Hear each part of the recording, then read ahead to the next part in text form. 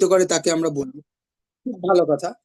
কিন্তু আহ, এবার যদি আমি তোকে পাল্টা কেউ প্রশ্ন করে যে আচ্ছা বাবা, এই যে বলছো তড়িৎ শক্তিকে রাসায়নিক শক্তিতে তড়িৎ শক্তিটাই বা কি আর রাসায়নিক শক্তিটাই বা কি, ঠিক আছে, হ্যাঁ হ্যাঁ। আর তুই উত্তর পাবি না। ফলে আমার কাজ হচ্ছে যে ওইটা বলা, না হলে তো ডেফিনেশন লিখে দিলে ওই যেরকম ভাবে পড়ায় যে এই দেখো তড়িৎ রাসায়নিক কোষ কাকে বলে, ইহাকে বলে, হয়ে গেল ক ভাগ এই ভাগ হয়ে গেল। ওটা তো নয়, আমাকে বেশি, ওই জন্য তোর অত ছড়িয়ে বলতে হয়েছে, ঠিক আছে। আচ্ছা আচ্ছা। না হলে তো এক কথায় বলে দেওয়া যায় যে তড়িৎ রাসায়নিক।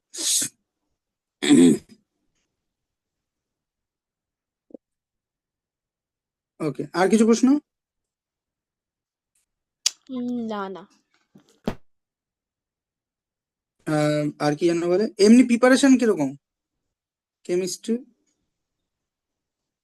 আমি এখনো কাইনেটিক্সেই ফেসে আছি সত্যি কথা বলতে গেলে। এসে আছিস মানে? মানে কোয়েশ্চেন আনসার সলভ করতে গিয়ে পুরো ঘেটে যাচ্ছে মাথাটা। হম, সেটা তুই আমার কাছে তো আসছিস না কোনোভাবে, মানে জানাচ্ছিস না যে এটা আরে পাচ্ছি না বা কিছু। ব্যাপারটা হচ্ছে যে ধরো আমি বলবো একদিন আমি সলভ করে নিয়ে পুরোটাকে না একবারে বসবো। কিন্তু শুধু ইলেকট্রিক কেমিস্ট্রি বলছি, শুধু কেমিক্যাল কাইনেটিক্স এর ভরসায় কি তুই পরীক্ষা দিতে যাচ্ছিস না নাকি? না না না। তাহলে আমি আপনি কাইনেটিক্স মানে যেটা ভেবেছি যেটা পড়ে যাবো সেটা হচ্ছে কাইনেটিক্স, বিএফ ব্লকটা পড়বো, অ্যালডিহাইড কিটোনটা আমার মোটামুটি ভালোভাবে মানে জানি আমি, শুধু রিয়াকশন গুলোকে আর কি মেন মেন রিয়াকশন গুলোকে দেখে যেতে হবে। আর কি আছে, আর কিছু ভাবিনি। আমি আর বলছি শোন, যে ইলেকট্রোকেমিস্ট্রি। তুই তো তোর প্রায়োরিটি সাজিয়ে নিয়েছিস, সেটা তোর, তুই হুম হুম সেখানে হুম প্রিপেয়ার কর।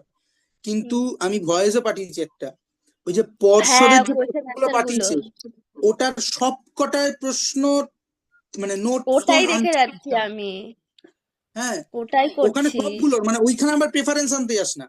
মানে ওখানে একটা না, চ্যাপ্টার থেকে ওই 10-12টাই প্রশ্ন আছে, ঠিক আছে। হ্যাঁ ওই তুই দশ দশ বারোটা বারোটা সব করে যাবো জানি।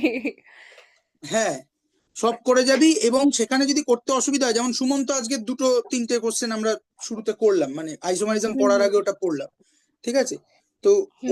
ওইটা করতে হবে। আর আর কিছু মডেল কোশ্চেনও দিয়েছে, মানে দুই ভাগে দিয়েছে, একটা চ্যাপ্টার ওয়াইজ আর একটা মডেল, ঠিক চ্যাপ্টার আছে। ওয়াইজ যে কোয়েশ্চেন গুলো রয়েছে সেগুলোই মডেল কোয়েশ্চেনে রয়েছে, বুঝলে তো?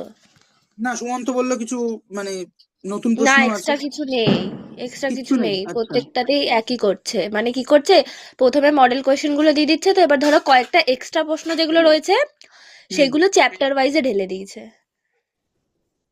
মানে আমি বলছি যে মডেল কোশ্চেনে আমি যে প্রশ্নগুলো পাবো আর চ্যাপ্টার ওয়াইজে যে প্রশ্নগুলো পাবো সেগুলো আলাদা না একই? একই, চ্যাপ্টার ওয়াইজে কিছু এক্সট্রা প্রশ্ন রয়েছে। আচ্ছা, মানে তুই বলছিস যে চ্যাপ্টার ওয়াইজ গুলো করলে পরে ওই মডেল সেটটাও মডেল হয়ে যাবে? কোয়েশ্চেন পারা যাবে, হ্যাঁ হ্যাঁ হ্যাঁ। পারা যাবে না মানে এক্স্যাক্টলি একই ধরনের প্রশ্ন আছে আছে? আছে, এক্স্যাক্টলি সেম কোয়েশ্চেন আছে, সবকিছুতেই সেম করছে।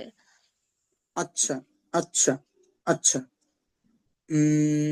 ওকে।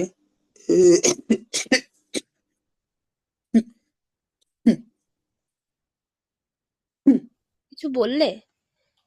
না, হাঁচি দিলাম। ও। আচ্ছা, তো দাঁড়া আমি বের করি কোথায় করছিলাম। যেমন আজকে অর্গানিক কেমিস্ট্রি দ্বারা মারাত্মক সুন্দর প্রশ্ন সলভ করেছি।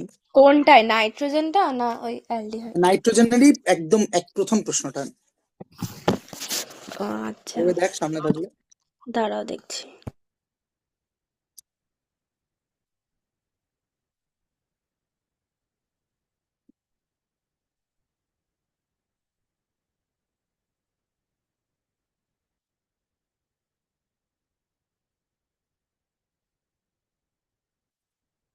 হুম।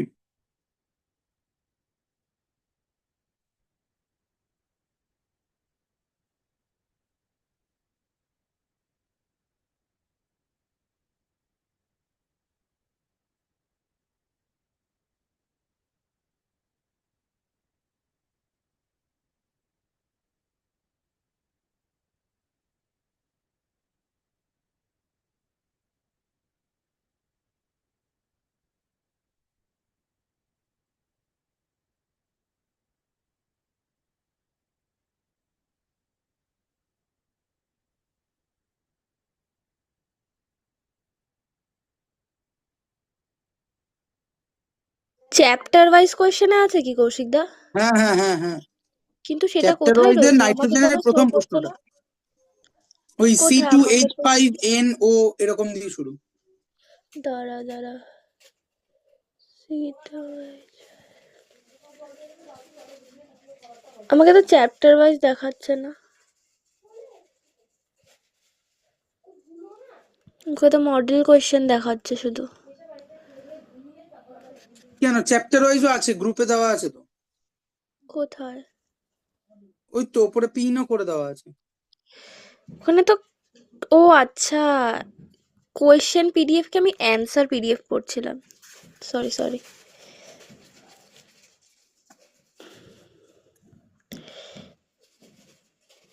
নাইট্রোজেন, হ্যাঁ দেখ, তারা জুম করি একটু। C2H5NO সংকেতযুক্ত একটি জৈব যৌগ A কে P2O5 সহ উত্তপ্ত করলে অপর একটি যৌগ B উৎপন্ন হয়। B যৌগকে N এর, এটা কি লেখা,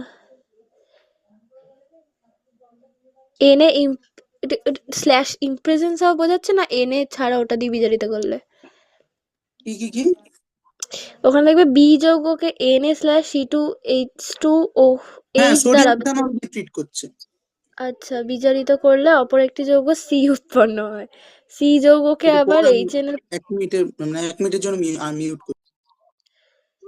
আচ্ছা, HNO3 এর সঙ্গে বিক্রিয়া ঘটালে অপর একটি যৌগ D উৎপন্ন হয়, যা আয়োডোফর্ম বিক্রিয়াতে সাড়া দেয়। ABCD শনাক্ত করো। এই কোশ্চেনটার কথা বলছিলে? হয়ে গেল বলো। বাহ বাহ।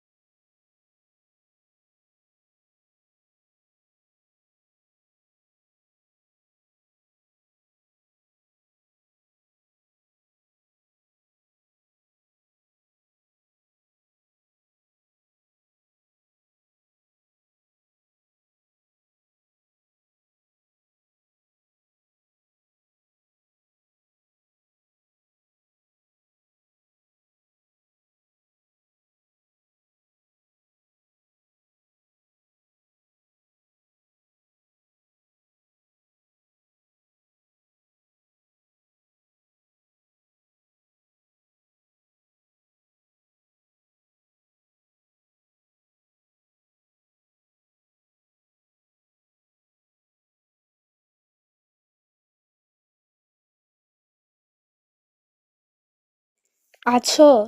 হ্যালো? হ্যাঁ হ্যাঁ, চল শুরু করি। হ্যাঁ, তুই কি বলছিলি, কোশ্চেনটা সম্পর্কে কি বললি? আচ্ছা, কোশ্চেনটা বলা হয়ে গেছে দেখলাম।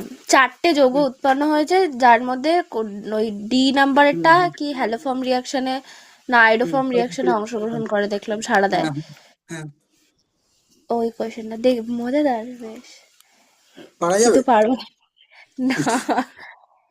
এই কোশ্চেনটা মানে অর্গানিকের কোশ্চেন আনসার সলভ করার এটা প্রথম প্রশ্ন করলাম হিসেব মতো করতে গিয়ে। ভিডিওতে আছে, ভিডিও আপলোড হয়ে গেছে।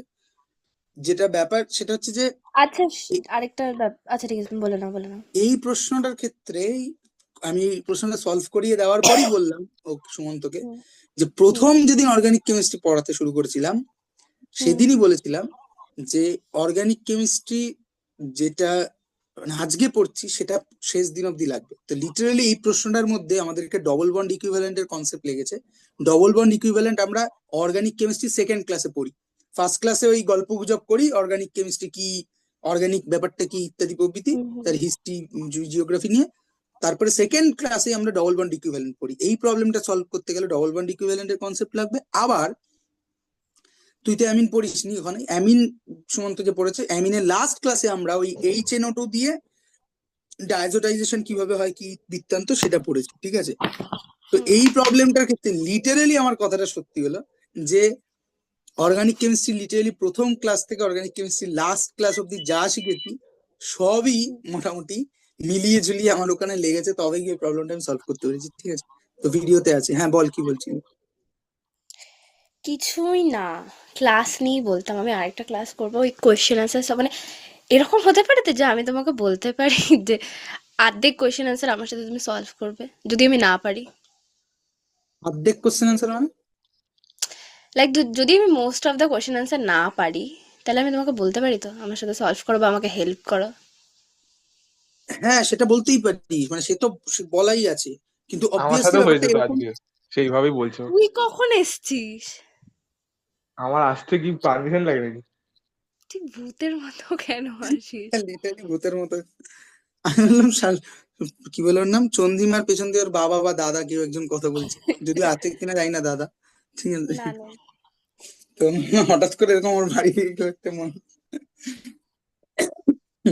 হট আহ, করে মাঝখান দিয়ে কথা বল। হ্যাঁ যেটা ব্যাপার সেটা হচ্ছে যে মানে কি আমার সাথে বলবো না। আমার সাথে তো আজকে ওই রকমই ক্লাস হয়েছে প্রথম দিকে, যে ওই দুজনে মিলেই, মানে দুজনে মিলে না, আমি কম করলাম, তুমি খানি বলে বলে দিলে। হ্যাঁ সেটাই।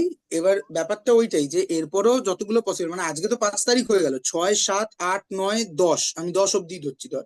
তো এই 5 দিন সুযোগ আছে, এই 5 দিনে প্রতিদিন আমি 2 ঘন্টা দিতে পারি। হুম। হুম হুম আজকে আমি দুটো ক্লাস নিলাম, তার একটা কারণ হচ্ছে যে কালকে আমি অ্যাকচুয়ালি সুমন্তর ক্লাসটা নেওয়ার কথা ছিল, সেটা আমি কালকে ভুল করে অন্য একটা পড়ার ছিল, আমার মনে ছিল না, সেই জন্য আজকে দুটো ক্লাস নিলাম। কিন্তু দিনে 2 ঘন্টা আমি রাখতে পারি, ঠিক আছে? ওটা ইভেনচুয়ালি 2.5 ঘন্টায় গিয়ে পৌঁছবে। এবার তাতে যা হবে তাই। এবার যদি আমি ধরি যে আজ থেকে পাঁচটা ক্লাস পসিবল, তো 5টা ক্লাসে আহ, তোর হচ্ছে 10 ঘন্টা আছে তোর কাছে, তোদের 3 জনের কাছেই 10 ঘন্টা আছে, ঠিক আছে? এবার কে কে যে যেভাবে অ্যাভেল করতে চাইবে। আবার কেমিস্ট্রি পরীক্ষার আগে ছুটি আছে। হ্যাঁ, 3 দিন ছুটি আছে আমার, মানে 3 দিন ওরও তাই। ছুটি আছে। হ্যাঁ তো সেইখানে আবার একটা দুটো ক্লাস হতে পারে, ঠিক আছে? তো সেইটা যে যে যদি কেউ অ্যাভেল করতে চাস, ঠিক আছে, আমি আছি অ্যাভেলেবেল, ঠিক আছে? ব্যাপার হচ্ছে যে তুই কতটা ইয়ে করতে সেটাকে আহরণ করতে পারবি, ঠিক আছে? ক্লাস যাক, কি শুরু শুরু হয়েছে নাকি হয়নি, মানে অফিসিয়ালি? অফিসিয়ালি তো আমি জানি না কোন অফিসে মান্যতা আর দিতে মানে হয়। পড়ানো শুরু হয়ে গেছে কিনা, মানে তুমি কোনো পেজ ইউজ করা হয়ে হয়ে গেছে, একটা পেজ পুরো কমপ্লিট, এরকম কিছু? তুই দেখতে তুই কি পাচ্ছিস না? চোখে দেখতে পাচ্ছিস না ডেটটা লেখা? ও বাবা, আমি সেটাই ডেট ভাবছি, তাই জন্য সমস্যা জিজ্ঞেস করছি। রয়েছে মানে শুধু। এমন তো হয় না যে কখনো যে কিছু লিখলে হ্যাঁ ডেট লেখা হয়েছে ঠিক আছে। লিখে মুছে দিয়েছিলাম, মোটামুটি অনেকটা পড়িয়ে দিয়েছি 40 মিনিট আচ্ছা পরে, আচ্ছা। এবার মুছে হ্যাঁ। দিয়েছি। তুই আসবি এ জানতাম না। হ্যাঁ। আচ্ছা হ্যাঁ। চন্দ্রিমাকে জিজ্ঞেস চল করছি ওর কি তার কি কেস, মানে মানে বাকিরা তো, বাকি ওই একজন আছে যোগাযোগ করেনি, তাই জন্য বলছি। তুই কিছু জানিস? আমরা আমার জানি তো না, যেমন ধরে নি আপাতত। আমরা জানি হ্যাঁ না। জানি না। আচ্ছা। তোর তুই আহ, মাইক মিউট কর, এই ক্লাসে লজিক্যালি আমি তোকে দেখতে চাই না। দেখতে হবে না তো, আমি আমি আমি তোকে দেখাচ্ছিও না কিছু।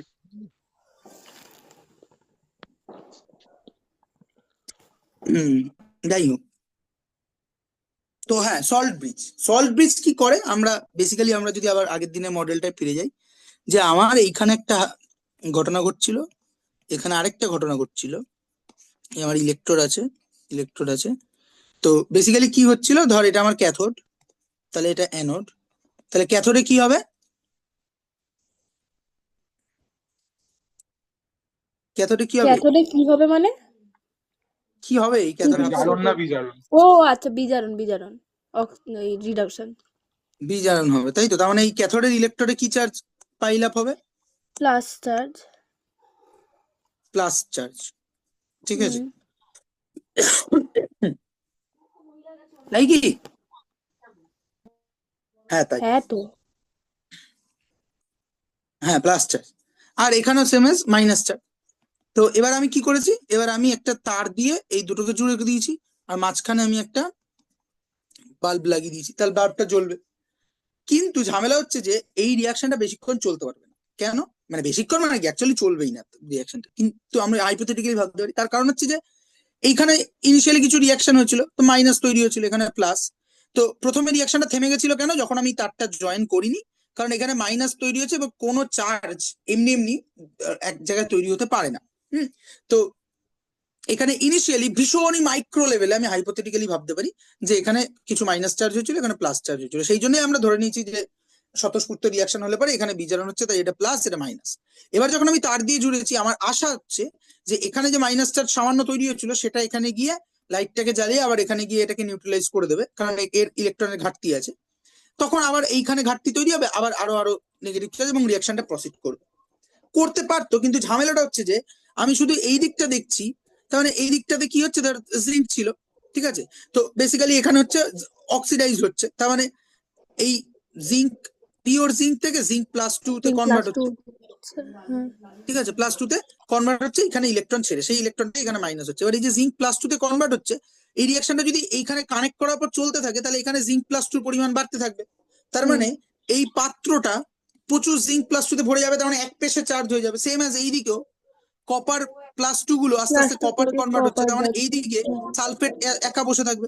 তার মানে এখানে দুটো জায়গাতেই একটা চার্জ পাইল আপ হতে থাকবে। এগেইন সেটা হলে পরে রিয়াকশনটা স্ট্র্যাঙ্গেল হয়ে যাবে, দাঁড়িয়ে যাবে। হ্যাঁ, রিয়াকশন হবে না অ্যাকচুয়ালি। ফলে এইখানেও চার্জ ব্যালেন্স করার দরকার আছে, কারণ এই দুটোর মধ্যে কোনো কানেকশন নেই, তাহলে এই দুটোর মধ্যে একটা কানেকশন করার দরকার আছে। এখন সেই কানেকশনটা আমি করছি হচ্ছে একটা স্পেশাল জিনিস দিয়ে, যাকে আমরা বলেছিলাম সল্ট ব্রিজ। এখন এই সল্ট ব্রিজ ব্যাপারটা কি, ঠিক আছে, বল দেখি কি শিখেছিস বিদেশি টিচারের কাছ থেকে। আমি বলতে পারবো না, মানে পারবো কিন্তু অফিসিয়ালি ভুল ভাল হতে পারে, ঠিক আরে আছে। অফিসিয়াল শিখেছে লাস্ট 4 দিন ধরে, কথায় কথায় অফিসিয়ালি বলে আরে না যাচ্ছে আমার, না, আমি একটা কথা আগে থেকে বলে দিচ্ছি, সেটাতে অনেক ক্লিয়ার হবে। সেটা হচ্ছে দাদা পড়ানোর পর আমার একবারও নিজে থেকে চ্যাপ্টারটা ধরিনি এখনো অব্দি, ঠিক আছে। আচ্ছা, তা কি করে হবে, 6 দিন আগে সব বললে পরে তো বিধাতা শুনবে না। না আমি ধরিনি, কারণ আমি জানি এটা এটা হয়ে যাবে, মানে ওই আর কি, আমি পরীক্ষা ভিত্তিক পড়ে যাবো এই চ্যাপ্টারটা। মানে আমি যত বলছি সলভ ব্রিজ হচ্ছে ওই কাজটা করে, যে যাতে মানে যেই যে সমস্যাটা অ্যারাইজ হয়েছে, মানে এই সমস্যাটার সমাধান ইলেকট্রন। হবে। হ্যাঁ, বলেন। যে বিক্রিয়া যে বল থেমে বল যাচ্ছে, শোন। বিক্রিয়াটা থেমে যাবে না ওইখান। হ্যাঁ, ছবিটা দেখা।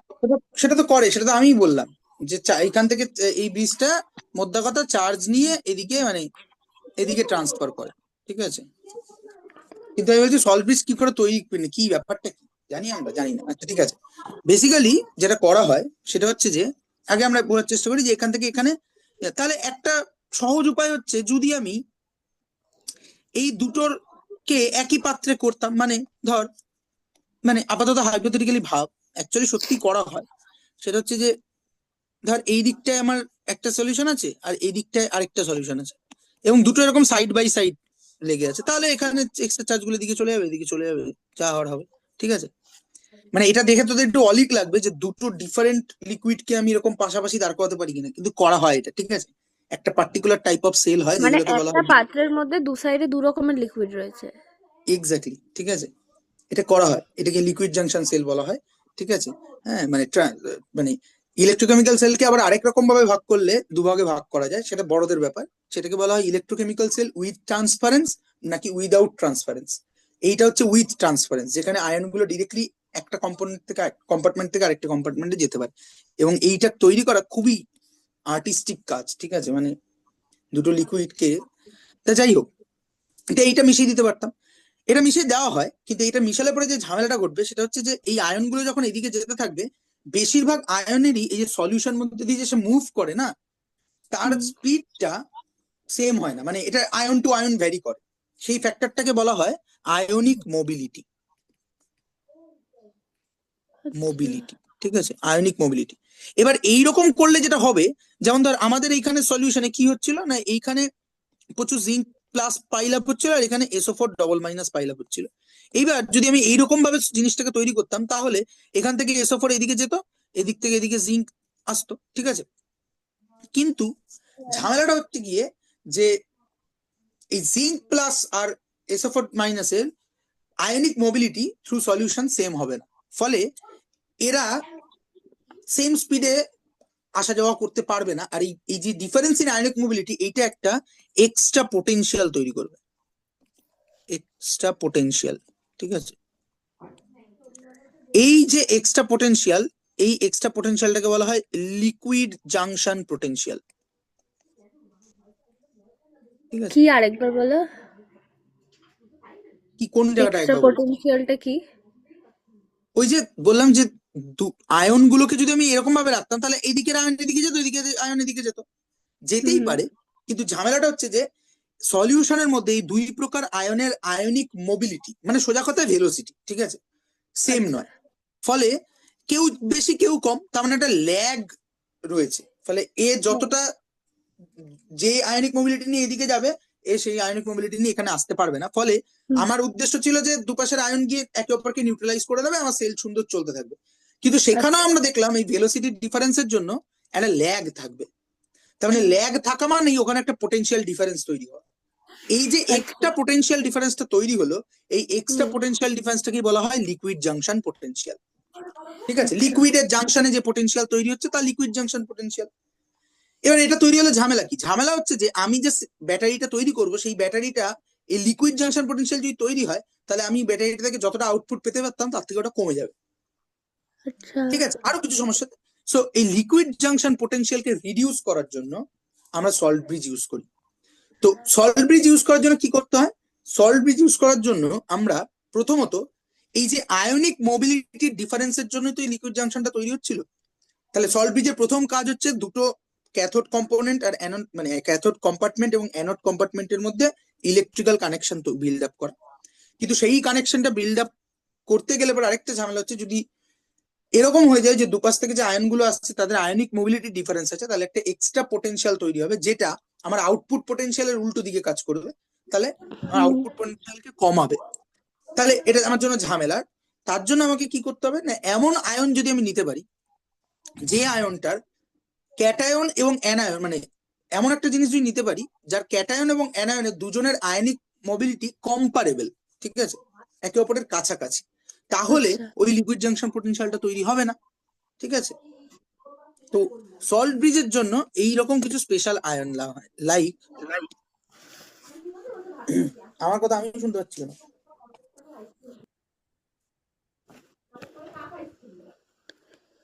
লাইক NH4NO3 বা KCl বা KNO3।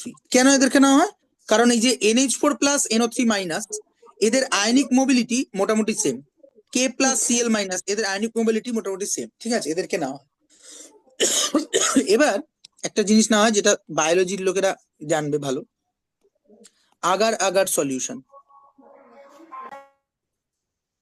বা আগার আগার জেল, ঠিক আছে, শুনেছিস না?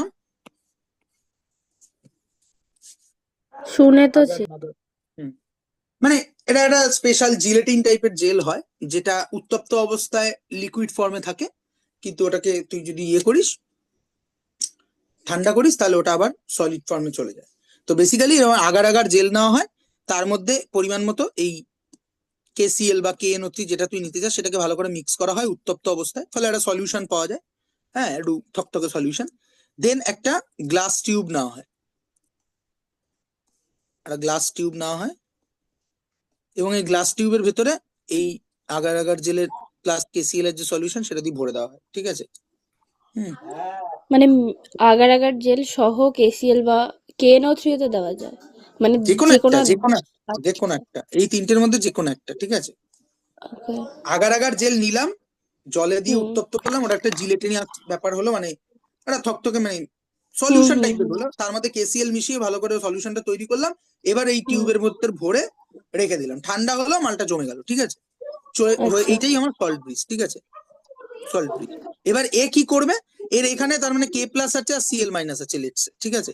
তাহলে এইখানে গিয়ে এই Cl- হুম সরি Cl- বলছি, K+ এখানে যাবে, K+ এখানে গিয়ে SO4 ডবল- থেকে চার্জ দিয়ে সেই চার্জটাকে ক্যারি করে এখানে নিয়ে আসবে, এন্ড ভাইস ভার্সা, Cl দুটো আয়ন এই মাইনাস, জিনিসটা। হ্যাঁ বুঝতে পেরেছি। তার মানে এরা একটা পোর্টারের কাজ করবে, এই কম্পার্টমেন্ট থেকে ওই কম্পার্টমেন্ট চার্জের পোর্টিং এর কাজ করবে। এবং যেহেতু এই যে ইয়েটা আয়নিক কম্পাউন্ডটা আমি নিয়েছি তার ক্যাটায়ন আর অ্যানায়নের আয়নিক মোবিলিটি সেম বা কম্পারেবল, ফলে এক্সট্রা কোনো পোটেনশিয়াল আমার লস হবে।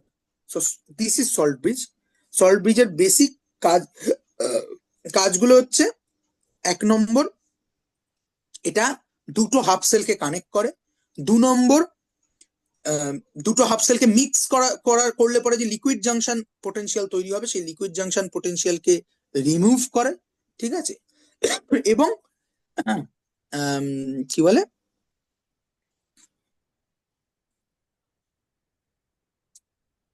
দুটো, মানে ওটা একটা প্রথমটা তো বললেই হয়ে যায়, বাট ওই আর কি, যে তোদের বইতে দেখবি থাকে যে কম্পার্টমেন্টের মধ্যে ইলেকট্রিক্যাল নিউট্রিলিটি বজায় রাখে আর কি, ঠিক আছে। তো এই হচ্ছে সল্ট ব্রিজের কাজ হলো। হুম তো দিস ইজ ইট, এটা গেল ড্যানিয়েল সেল। এরপরে আরেক ধরনের সেল হয় যেটাকে বলা হয় সিম্পল ভোল্টিক সেল। এই খুব বেশি আমি কিছু বলবো না, তা বইতে আছে বলে আমি বলে দিই, সিম্পল ভোল্টিক সেল, ঠিক আছে। কি করা হয় বেসিক্যালি, মানে এক্ষেত্রে এটা হচ্ছে ওই ইলেকট্রোকেমিক্যাল সেল উইথ ট্রান্সপারেন্স, ঠিক আছে। ধর এখানে আমি একটা ইলেকট্রোলাইট নিলাম, ডাইলুট সালফিউরিক অ্যাসিড লেটসে, ঠিক আছে। নিয়ে তার মধ্যে আমি দুটো ইলেকট্রোড দিলাম, ধর এটা আমার জিঙ্কের ইলেকট্রোড, আর এটা ধর কপারের ইলেকট্রোড, ঠিক আছে, দিলাম। এবার এই দুটোর মধ্যে যদি আমি কানেক্ট করে দিই, ঠিক আছে, তাহলে এখানে আমি একটা পোটেনশিয়াল পাবো, মানে এখান থেকে আমি লাইট জ্বালাতে পারবো, ঠিক আছে। হ্যাঁ, এইটারই একটা সিমিলার এক্সপেরিমেন্ট দেখবি অনেক ইউটিউব ভিডিও টিডিওতে করে, যে অনেকগুলো লেবু নেয়, যেহেতু লেবুর মধ্যে অ্যাসিড থাকে, আয়ন্স থাকে, তার মানে হচ্ছে ওটা ইলেকট্রোলাইট। ওটাকে তুই যদি দুটো কপার প্লেট দিয়ে জুড়ে, এবার একটা লেবুর জায়গায় যদি তুই অনেকগুলো লেবুকে তুই সিরিজে যুক্ত করিস তাহলে ভোল্টেজটা বাড়বে, ঠিক আছে। যেমন আমরা রিমোটের ক্ষেত্রে ব্যাটারি গুলোকে সিরিজে যুক্ত করি, ঠিক আছে।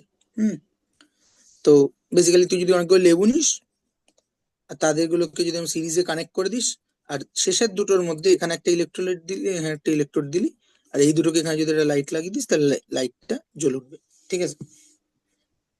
তো এটা হচ্ছে সিম্পল ভোল্টিক সেল, দেখবি ইকুয়েশন টিকুয়েশন দেওয়া আছে, হ্যাঁ, ইত্যাদি প্রভৃতি। আমরা এখান থেকে যেটা চলে আসি সেটা হচ্ছে যে রিভার্সিবল অ্যান্ড ইরিভার্সিবল সেল, ঠিক আছে। এই যে আমরা সেলগুলো নিয়ে চিন্তা করছি, এবার ব্যাপারটা হচ্ছে যে there is something called reversible cell and irreversible cell. Irreversible cell মানে হচ্ছে এই যে স্বতঃস্ফূর্ত বিক্রিয়া হচ্ছে, দিলাম, রিয়াকশন হলো, ইলেকট্রিক্যাল এনার্জিতে কনভার্ট হলো, এবং ওটা আর ফিরবে না, ঠিক আছে। হুম অ্যান্ড রিভার্সিবল, এটা হচ্ছে ইরিভার্সিবল সেল বললাম, ঠিক আছে, ইরিভার্সিবল সেল। হুম আর রিভার্সিবল সেল কোনটা? ইরিভার্সেবল, ইরিভার্স, ই ই ইরিভার্সিবল, হ্যাঁ অপরাবর্ত, তো ঠিক ওইটা আছে। আরেকবার বলো। আচ্ছা।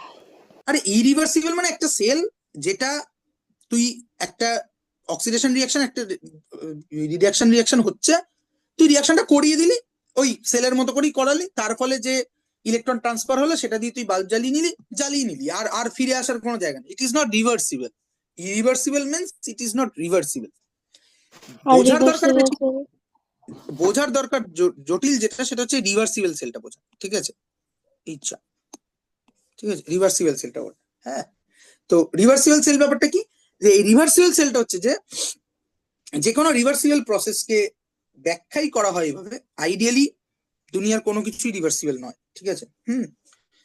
মানে রিভার্সিবল মানে হচ্ছে যে কোনো মুহূর্তে এদিক থেকে এদিকে যেতে পারে, এদিক থেকে এদিকে যেতে পারে, এটা এটা সম্ভব নয়, ঠিক আছে? তাহলে আমরা রিভার্সিবল থার্মোডিনামিক্স এর ক্ষেত্রে কিভাবে ব্যাখ্যা করি? না, reversible process defined as a process যার ড্রাইভিং ফোর্সটা ইনফিনিটিসিমালি মানে গ্রেটার দেন বা small than the opposing force. তার মানে কি, রিভার্সিবিলিটি বোঝার জন্য সব থেকে ক্লাসিক উদাহরণ যেটা থার্মোডিনামিক্সে পড়ানো হয় সেটা হচ্ছে যে, ধর একটা পিস্টন দিয়ে আটকে এখানে গ্যাস রেখেছি আমি, ঠিক আছে? ঠিক আছে, গ্যাস। তাহলে গ্যাস এখানে উল্টো দিকে প্রেসার দিচ্ছে, তো পিস্টনটা উঠে যাওয়ার কথা। তো আমি এখানে কতগুলো বাটখারা চাপিয়ে রেখেছি, ঠিক আছে? ঠিক আছে, এবার আমি একটা বাটখারা যদি তুলে নিই, তাহলে মানে যখন সবগুলো বাটখারা আমি চাপিয়ে রেখেছি, তখন খেয়াল করে দেখ এই বাটখারা গুলো যা ফোর্স দিচ্ছে এইদিকে, ঠিক আছে? সো প্রেসার বাই এই weight is nearly equal to, বা ইকুয়াল টু বলা ভালো যদি এই অবস্থায় দাঁড়িয়ে থাকে, প্রেসার অফ দ্য গ্যাস। এটা 1 নম্বর সিচুয়েশন। 2 নম্বর সিচুয়েশনে আমি কিছু একটা ওয়েটকে তুলে নিলাম, তো একটা বড় ওয়েটকে তুলে নিলাম, তো দেখতে পাবো কি সঙ্গে সঙ্গে যে প্রেসার অফ দ্য ওয়েট এটা ছোট হয়ে গেছে দেন প্রেসার, এবং এই ছোটটা কিন্তু ভিজিবল ছোট, তার মানে দেখো পিস্টনটা খানিকটা উঠে আসবে, ঠিক আছে? এইটা হচ্ছে ইরিভার্সিবল প্রসেস।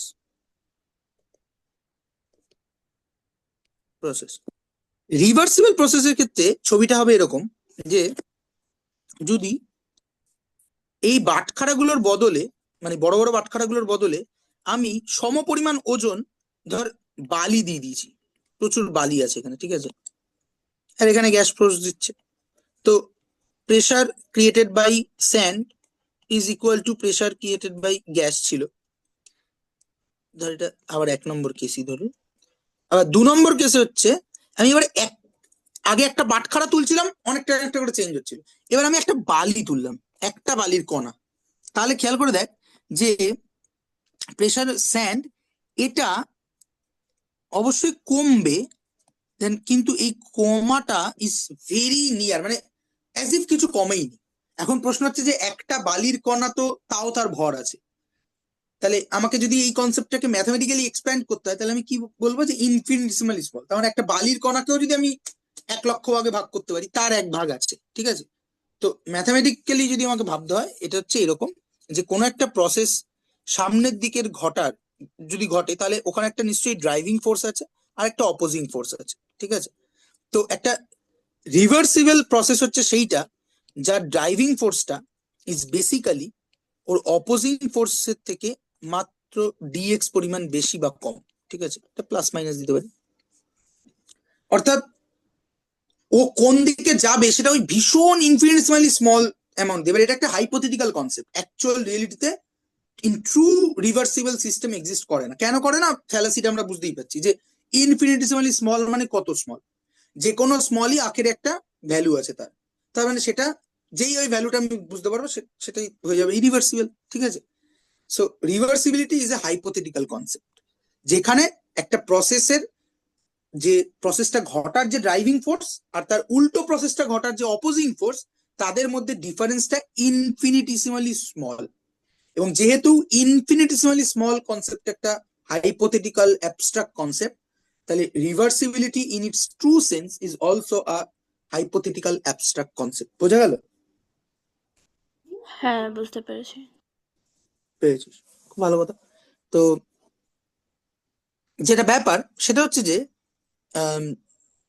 এইখান থেকে আমরা রিভার্সিবিলিটি সেল কিভাবে ভাবতে পারি এইভাবে, যে ধর একটা সেল আছে, তাহলে ওই সেলটার ফরওয়ার্ড রিয়াকশনটা হওয়ার, মানে এইভাবে ভাব, আমরা ড্যানিয়েল সেলের এক্সাম্পলটা ইউজ করি, যে জিঙ্ক +2, তাই তো ছিল ড্যানিয়েল সেলের ইকুয়েশন, না জিঙ্ক জিঙ্ক সরি, থেকে zinc zinc plus plus two copper যেত। +2, সেখান থেকে কপার আর জিঙ্ক +2, ঠিক জিঙ্ক আছে? Plus two. এবার ধর এর ফরওয়ার্ড রিয়াকশনটা ঘটার যে পোটেনশিয়াল সেটা যদি ফরওয়ার্ড হয়, আর মানে যখন জিঙ্ক কপার দ্বারা জারিত হচ্ছে আর কপার জিঙ্ক দ্বারা বিজারিত হচ্ছে, এইটার ফরওয়ার্ড পোটেনশিয়ালটা যদি ইএফ হয়, হ্যাঁ, যে এই রিয়াকশনটা হলে আমি ইএফ ভোল্টেজ পাবো, আর এই ব্যাকওয়ার্ডটা যদি বি হয়, তো বি হয়, ঠিক আছে? তাহলে এই সেলটা তখনই রিভার্সিবল হবে যখন এই EF is equal to EB plus del DE, ঠিক আছে, অর্থাৎ ভেরি স্মল ডিইটা অ্যামাউন্ট, কি? ঠিক আছে। হ্যাঁ হ্যাঁ, ডিইটা কি ওই এই যে ইনফিনিটেসিমালি স্মল, বেশি, আচ্ছা আচ্ছা। ঠিক আছে। হুম। হ্যাঁ, তো তার মানে রিভার্সিবল সেল হচ্ছে একটা হাইপোথেটিক্যাল কনসেপ্ট। যদি এই, অবশ্যই এরকম অ্যাকচুয়ালি হবে না কোনো একটা রিয়াকশন, এই যে আমরা বলছিলাম যে একটা রিয়াকশন যদি স্বতঃস্ফূর্ত ভাবে ঘটে তাহলে সেটা দিয়ে আমি একটা ইলেকট্রোলাইটিক সেল বানাতে পারি, আর যদি স্বতঃস্ফূর্ত ভাবে না ঘটে তখন বাইরে থেকে আমি ইলেকট্রিক্যাল এনার্জি অ্যাপ্লাই করে কি বলে ওটাকে, কি সেল বানাবো, সরি, ইলেকট্রোলাইটিক সেল বানাবো, তাই তো? হ্যাঁ, যদি একটা স্বতঃস্ফূর্ত রিয়াকশনকে আমি চুজ করি এবং সেই রিয়াকশনের মাধ্যমে আমি তড়িৎ শক্তি তৈরি করতে চাই তাহলে সেটা একটা গ্যালভানিক সেল হবে। আর যদি একটা রিয়াকশন যেটা এমনি স্বতঃস্ফূর্ত ভাবে ঘটে না কিন্তু বাইরে থেকে তড়িৎ শক্তি দিয়ে আমি তাকে ঘটাতে চাইছি, সেটাই হচ্ছে তড়িৎ বিশ্লেষণ কোষ বা ইলেকট্রোলাইটিক সেল। এই তো ব্যাপার। তার মানে দুনিয়ার অ্যাকচুয়াল রিয়াকশন যদি আমি দেখি তখন সেটা আইদার এই দিকের রিয়াকশনটা ফেভারেবল অথবা ওই দিকের রিয়াকশনটা ফেভারেবল। ফলে reversibility is a hypothetical concept, but আমরা যখন ম্যাথমেটিক্যালি একটা জিনিসকে ডিল করবো, এরপরেই দেখবো নার্স ইকুয়েশন ও মুক্তম, তার জন্য এই রিভার্সিবল কনসেপ্টটা আমাদের লাগবে, আদারওয়াইজ আমি এটা করতে পারবো না, ঠিক আছে। কারণ আমাদের নন ইকুইলিব্রিয়াম মেকানিক্স আমরা পড়ছি না, এটা অনেক কঠিন। তো যাই হোক, এবার এখানে দেখবি কতগুলো টার্ম যেগুলো আমরা অলরেডি শিখে ফেলেছি। ইলেকট্রোড কাকে বলে, ক্যাথোড কাকে বলে, অ্যানোড কাকে বলে, হাফ সেল কি জিনিস, oxidation half cell, reduction half cell ইত্যাদি প্রভৃতি, এগুলো আমরা শিখে ফেলেছি, ঠিক আছে। তো আমরা যেটা এরপরে আমরা যদি যেখানে যেতে চাই, এই জিনিসটা অবধারিত ভাবে তোদের বইতে আহ, ভুল লেখা থাকে, এবং আমার মনে হয় না এখন আমরা যে পর্যায়ে দাঁড়িয়েছি সেখানে দাঁড়িয়ে এইখানে এটা খুব লাগবেও না, এটা নেই হতো, ঠিক আছে। কোথাও এইটা দিয়ে প্রশ্ন দেখবি না, এবং তোদের বইতে এটা ডাহা ভুল লেখা আছে, ঠিক আছে, মানে এইসব বাজে কথা বলার কোনো জায়গায় নেই। প্রেশার টেশার মুখ টুক দিয়ে লেখা আছে যে এই যে আমরা ইলেকট্রোড পোটেনশিয়াল বলছি আমরা, হ্যাঁ, এই পোটেনশিয়ালটা কোথা থেকে তৈরি হচ্ছে। পোটেনশিয়াল মানে কি বলেছিলাম, পোটেনশিয়াল কথাটা আমরা এর আগে ইউজ করেছি, যে কোনো কিছু ঘটার যে আকাঙ্ক্ষা বা সক্ষমতা, ঠিক আছে। হুম। তো এই যে একটা আমরা বলছি যে একটা একটা জিঙ্ক দণ্ডকে আমি যদি জিঙ্ক সালফেটের দ্রবণে মানে জিঙ্ক প্লাস টু দ্রবণে দ্রবাই, তাহলে এই জিঙ্ক গুলো খুলে খুলে এর মধ্যে পড়তে চাইবে, ঠিক আছে। এইটা পড়ার ফলে এখানে একটা চার্জ তৈরি হবে, সেখান থেকে পোটেনশিয়ালটা আসছে। হ্যাঁ, পোটেনশিয়ালটা এইখানেই, যে এই যে জিঙ্ক জিঙ্ক প্লাস টু হতে চায়, এই যে হতে চাওয়ার যে চাহিদা, এটাই তার পোটেনশিয়াল। যেমন বলি না ওই ছেলেটার পোটেনশিয়াল আছে, ঠিক আছে, দ্যাট মিনস ওটা ওর মধ্যে হওয়ার ওটা পসিবিলিটি আছে।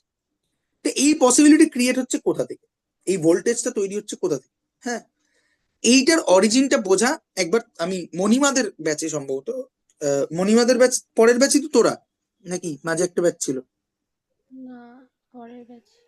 পরের ব্যাচ, তাহলে মণিমাদের ব্যাচেই আমি এটা খুব ভালো করে একদিন তোদের স্কুলে বুঝিয়েছিলাম, ঠিক আছে। যে actual what is the origin of this potential, ঠিক আছে। তা আমি এখানে জাস্ট সিম্পলি একটুখানি বলছি, সেটা হচ্ছে যে ওই যখনই দুটো, দেখবি কখনো খেয়াল করেছিস কিনা, ধর একটা দোকানের কোনো লোহার কিছু, বা ধর সিঁড়ির রেলিং হোয়াট এভার, বা জানলার গ্রিল, যে জং পড়ে, নতুন জানলার গ্রিল লাগানো হলো, তারপরে কয়েক মাস পর জং পড়বে, জংটা প্রথমে কোথায় পড়ে বলতো?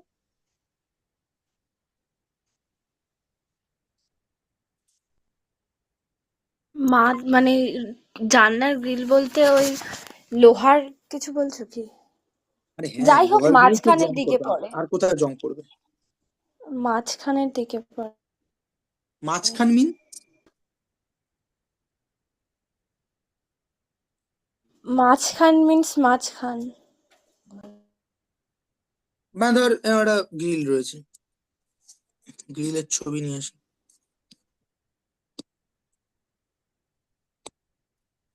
উইন্ডো, আমার মনে হয় যেই দিকটা কাঠের ফ্রেমের সাথে জোড়া থাকে সেই দিকটা পড়ে।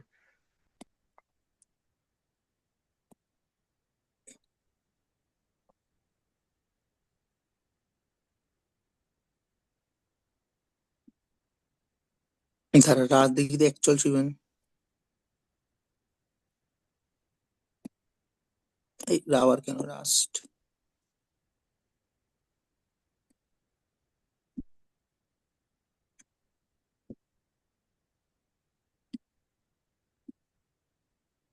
একটা ভালো ছবি পেলে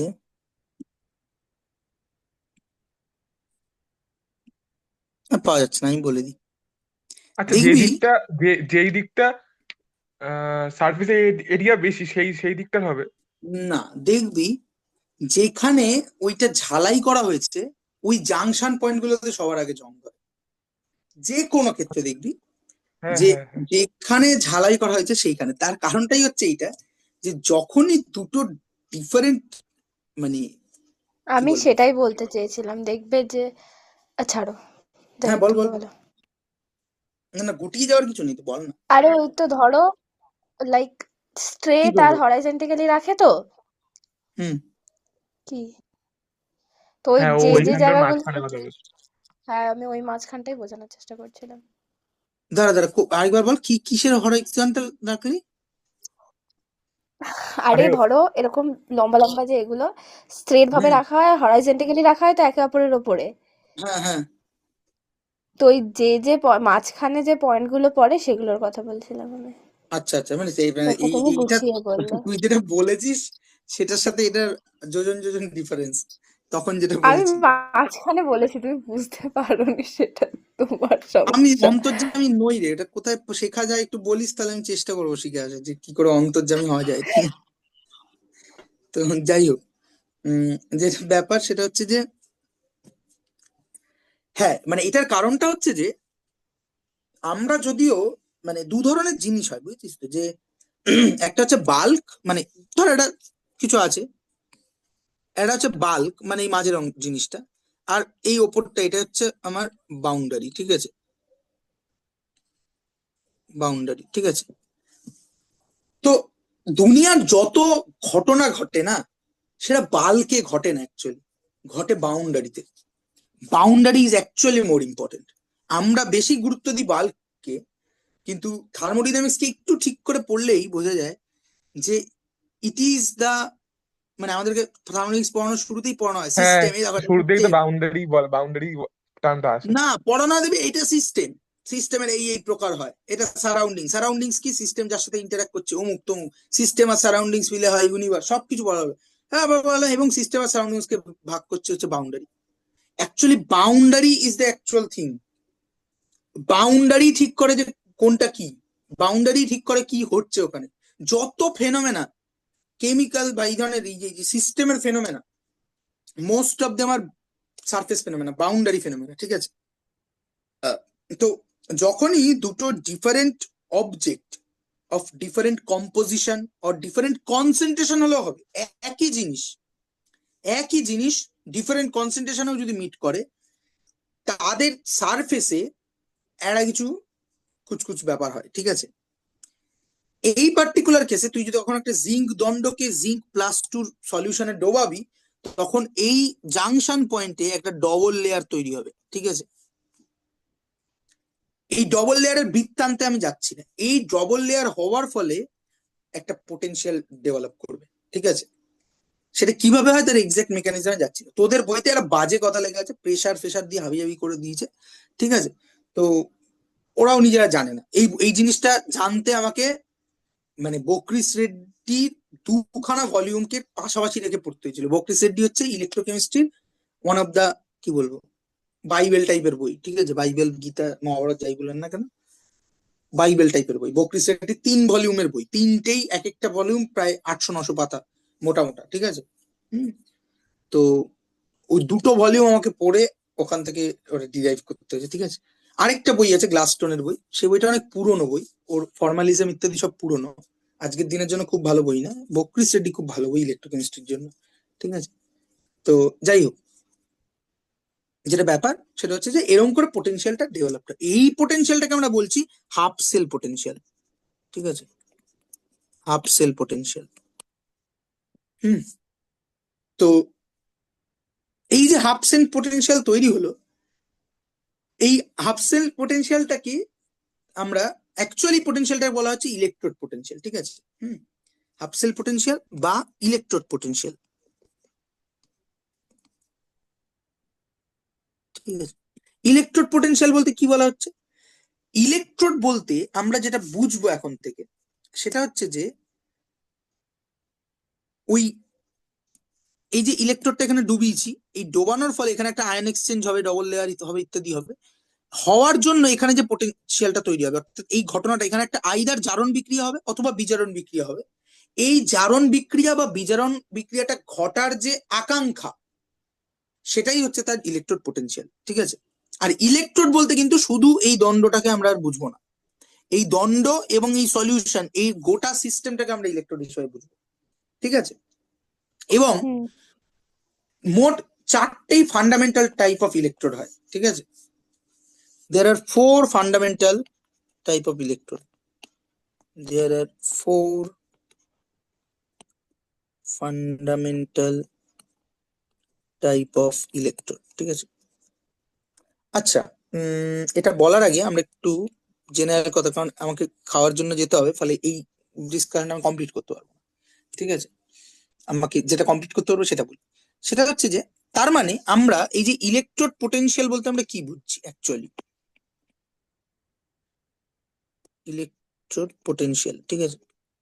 হ্যাঁ, ইলেকট্রোড পোটেনশিয়াল মানে আমি বুঝছি হলো যে ওই যে ইলেকট্রোডের ওখানে আইদার একটা অক্সিডেশন রিয়াকশন হবে অথবা রিডাকশন রিয়াকশন হবে। লেটসে একটা এরকম রিয়াকশন হচ্ছে Mn+, ঠিক আছে, সে n খানা ইলেকট্রন খেয়ে তৈরি করলো M, ঠিক আছে। তাহলে এটা কি রিয়াকশন, অক্সিডেশন না রিডাকশন? রিডাকশন। রিডাকশন, ঠিক আছে, এটা রিডাকশন রিয়াকশন। তো এই যে রিডাকশন রিয়াকশনটা, এই রিডাকশনটা হতে চাওয়ার যে আকাঙ্ক্ষা বা চাহিদা, সেটাকে রিডাকশন সেটাকে ইলেকট্রোড আমি পোটেনশিয়াল। বলছি যে তার পোটেনশিয়াল। এবং লেখা হচ্ছে কি হবে, ই অফ, এখানে আমরা লিখবো যা হচ্ছে তাই, মানে ই, আচ্ছা এখানে প্রথমে লিখি রিডাকশন, ঠিক আছে। এবং এই রিডাকশনটা কি সেটা যদি স্পেসিফিক্যালি আমাকে লিখতে হয়, তাহলে আমি লিখবো যে ই অফ কি হচ্ছে, Mn+ থেকে M হচ্ছে, তাহলে Mn+/M, ঠিক আছে।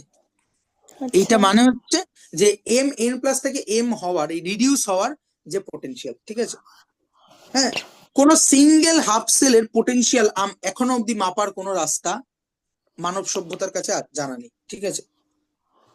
অর্থাৎ আমি একটা জিঙ্ক দণ্ডকে সিঙ্গেল হাফ জিঙ্ক, সেলের, ও আচ্ছা আচ্ছা, হ্যাঁ বুঝতে পেরেছি। হ্যাঁ মানে আমি একটা জিঙ্ক দণ্ডকে জিঙ্ক সালফেটের দ্রবণে বা জিঙ্ক+2 দ্রবণে চোবালাম, ওখানে পোটেনশিয়াল তৈরি হলো, এটা ঠিক কথা। আমি আকছার বলে বেড়াবো যে এই জিঙ্কের ইলেকট্রোড পোটেনশিয়াল কত, মানে জিঙ্কের আমরা ধর বলছি জিঙ্ক+2 থেকে জিঙ্ক, এটা এই রিডাকশন পোটেনশিয়ালটা আমরা বলে বেড়াবো। কিন্তু এইটাকে একা করে মাপার কোনো রাস্তা আমাদের নেই, জানা নেই এখন অব্দি। হ্যাঁ, ফলে আচ্ছা আমাকে সবসময় কম্পেয়ার করে মাপতে হয়। এইটা খুব আহামরি কথা আমি বলছি না, কারণ দুনিয়ার মোস্ট অফ দ্য প্রপার্টিকে অ্যাবসলিউট সেন্সে মাপা যায়। ধর তোর উচ্চতা, কেউ বললো আমার উচ্চতা 3 মিটার, হুম 2 মিটার, ঠিক আছে। তো 2 মিটার, তো এই 2 মিটার এই কথাটা কোনো মানেই নেই, ঠিক আছে। তুই আগে একটা একটা লাঠি দেখিয়ে বলেছিস দেখো এইটা হচ্ছে আমার 1 মিটার, এবার এর 2 গুণ হচ্ছে এই মানুষটা, এর 1.5 গুণ হচ্ছে ওই মানুষটা, and so and so fourth. ফলে হুম তোর সমস্ত পরিমাপ সেটা আখেরে অন্য কোনো পরিমাপের সাপেক্ষে, তার মধ্যে একটা একটা কিছুকে তুই ফিক্স ধরে নিচ্ছিস, সেটাকেই আমরা একক বলি, ঠিক আছে। তাহলে এখানেও আমরা কোনো সিঙ্গেল হাফ সেলের বা সিঙ্গেল ইলেকট্রোডের পোটেনশিয়াল আমরা মাপতে পারি না। হ্যালো, হুম, ঠিক আছে, রাতে কিনে নেবো, ঠিক আছে। না মানে আমি আসছি, ওই দেখ কেটে দিল, যাই হোক। তো এবার যেটা ব্যাপার সেটা হচ্ছে যে কি বলছিলাম ভুলেও গেলাম। হ্যাঁ, তো তার মানে কোনো একটা অক্সিডেশন ঘটার জন্য এই যে পোটেনশিয়ালটা, সেটা অক্সিডেশন পোটেনশিয়াল, আর রিডাকশনের জন্য রিডাকশন পোটেনশিয়াল, ঠিক আছে। হ্যাঁ, এবার এই পোটেনশিয়াল মিন করে যে কোনটা আগে ঘটবে, মানে ধর দুটো রিয়াকশন আছে,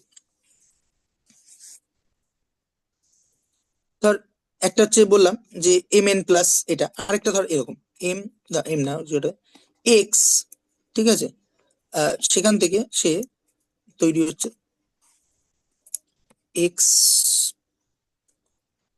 Y plus plus of Y Y electron, ঠিক আছে এটা। হ্যাঁ, এবার ধর এর মানে পোটেনশিয়ালটা হচ্ছে এটা, কি লিখবো আমরা, এদিক থেকে এদিকে হচ্ছে, তাহলে এক্স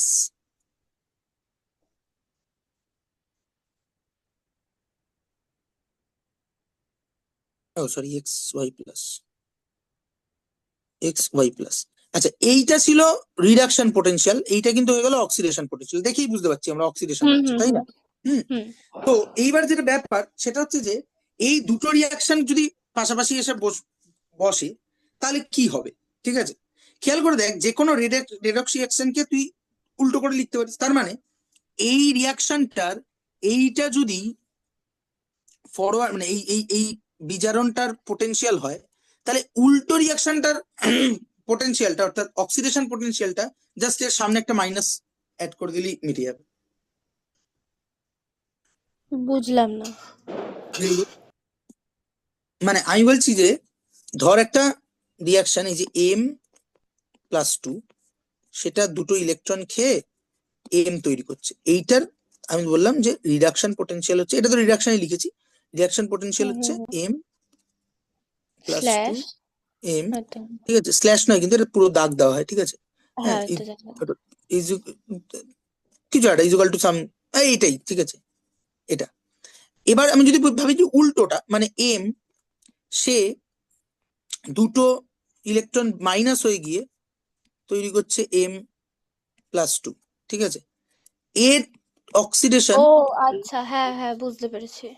M+2, এই দুটো বেসিক্যালি একে অপরের জাস্ট মানে this this is equal two minus of E reduction hmm hmm hmm M+2 M, ঠিক আছে, এই রিলেশনটা এক্সিস্ট করবে, হুম ঠিক আছে। হুম তাহলে এবার এখান থেকে আমরা যেটা বুঝতে চাইছি সেটা হচ্ছে যদি দুটো রিয়াকশন পাশাপাশি এনে ফেলা হয়, ঠিক আছে, দুটো রিয়াকশন আছে, একটার E0, না E0 তো পরে আসছে, এইটা ধরো এই এই এই যে রিয়াকশন দুটো লিখেছিলাম, যে একটা হচ্ছে Mn+, সেখান থেকে M হচ্ছে এই রিডাকশনটা, আরেকটা হচ্ছে এক্স থেকে XY+, এই অক্সিডেশনটা হচ্ছে। তো এই দুটোর মধ্যে এই দুটোকে যদি আমি পাশাপাশি রাখি তাহলে এই দুটো কি কি হবে, হবে না হবে না, ঠিক আছে।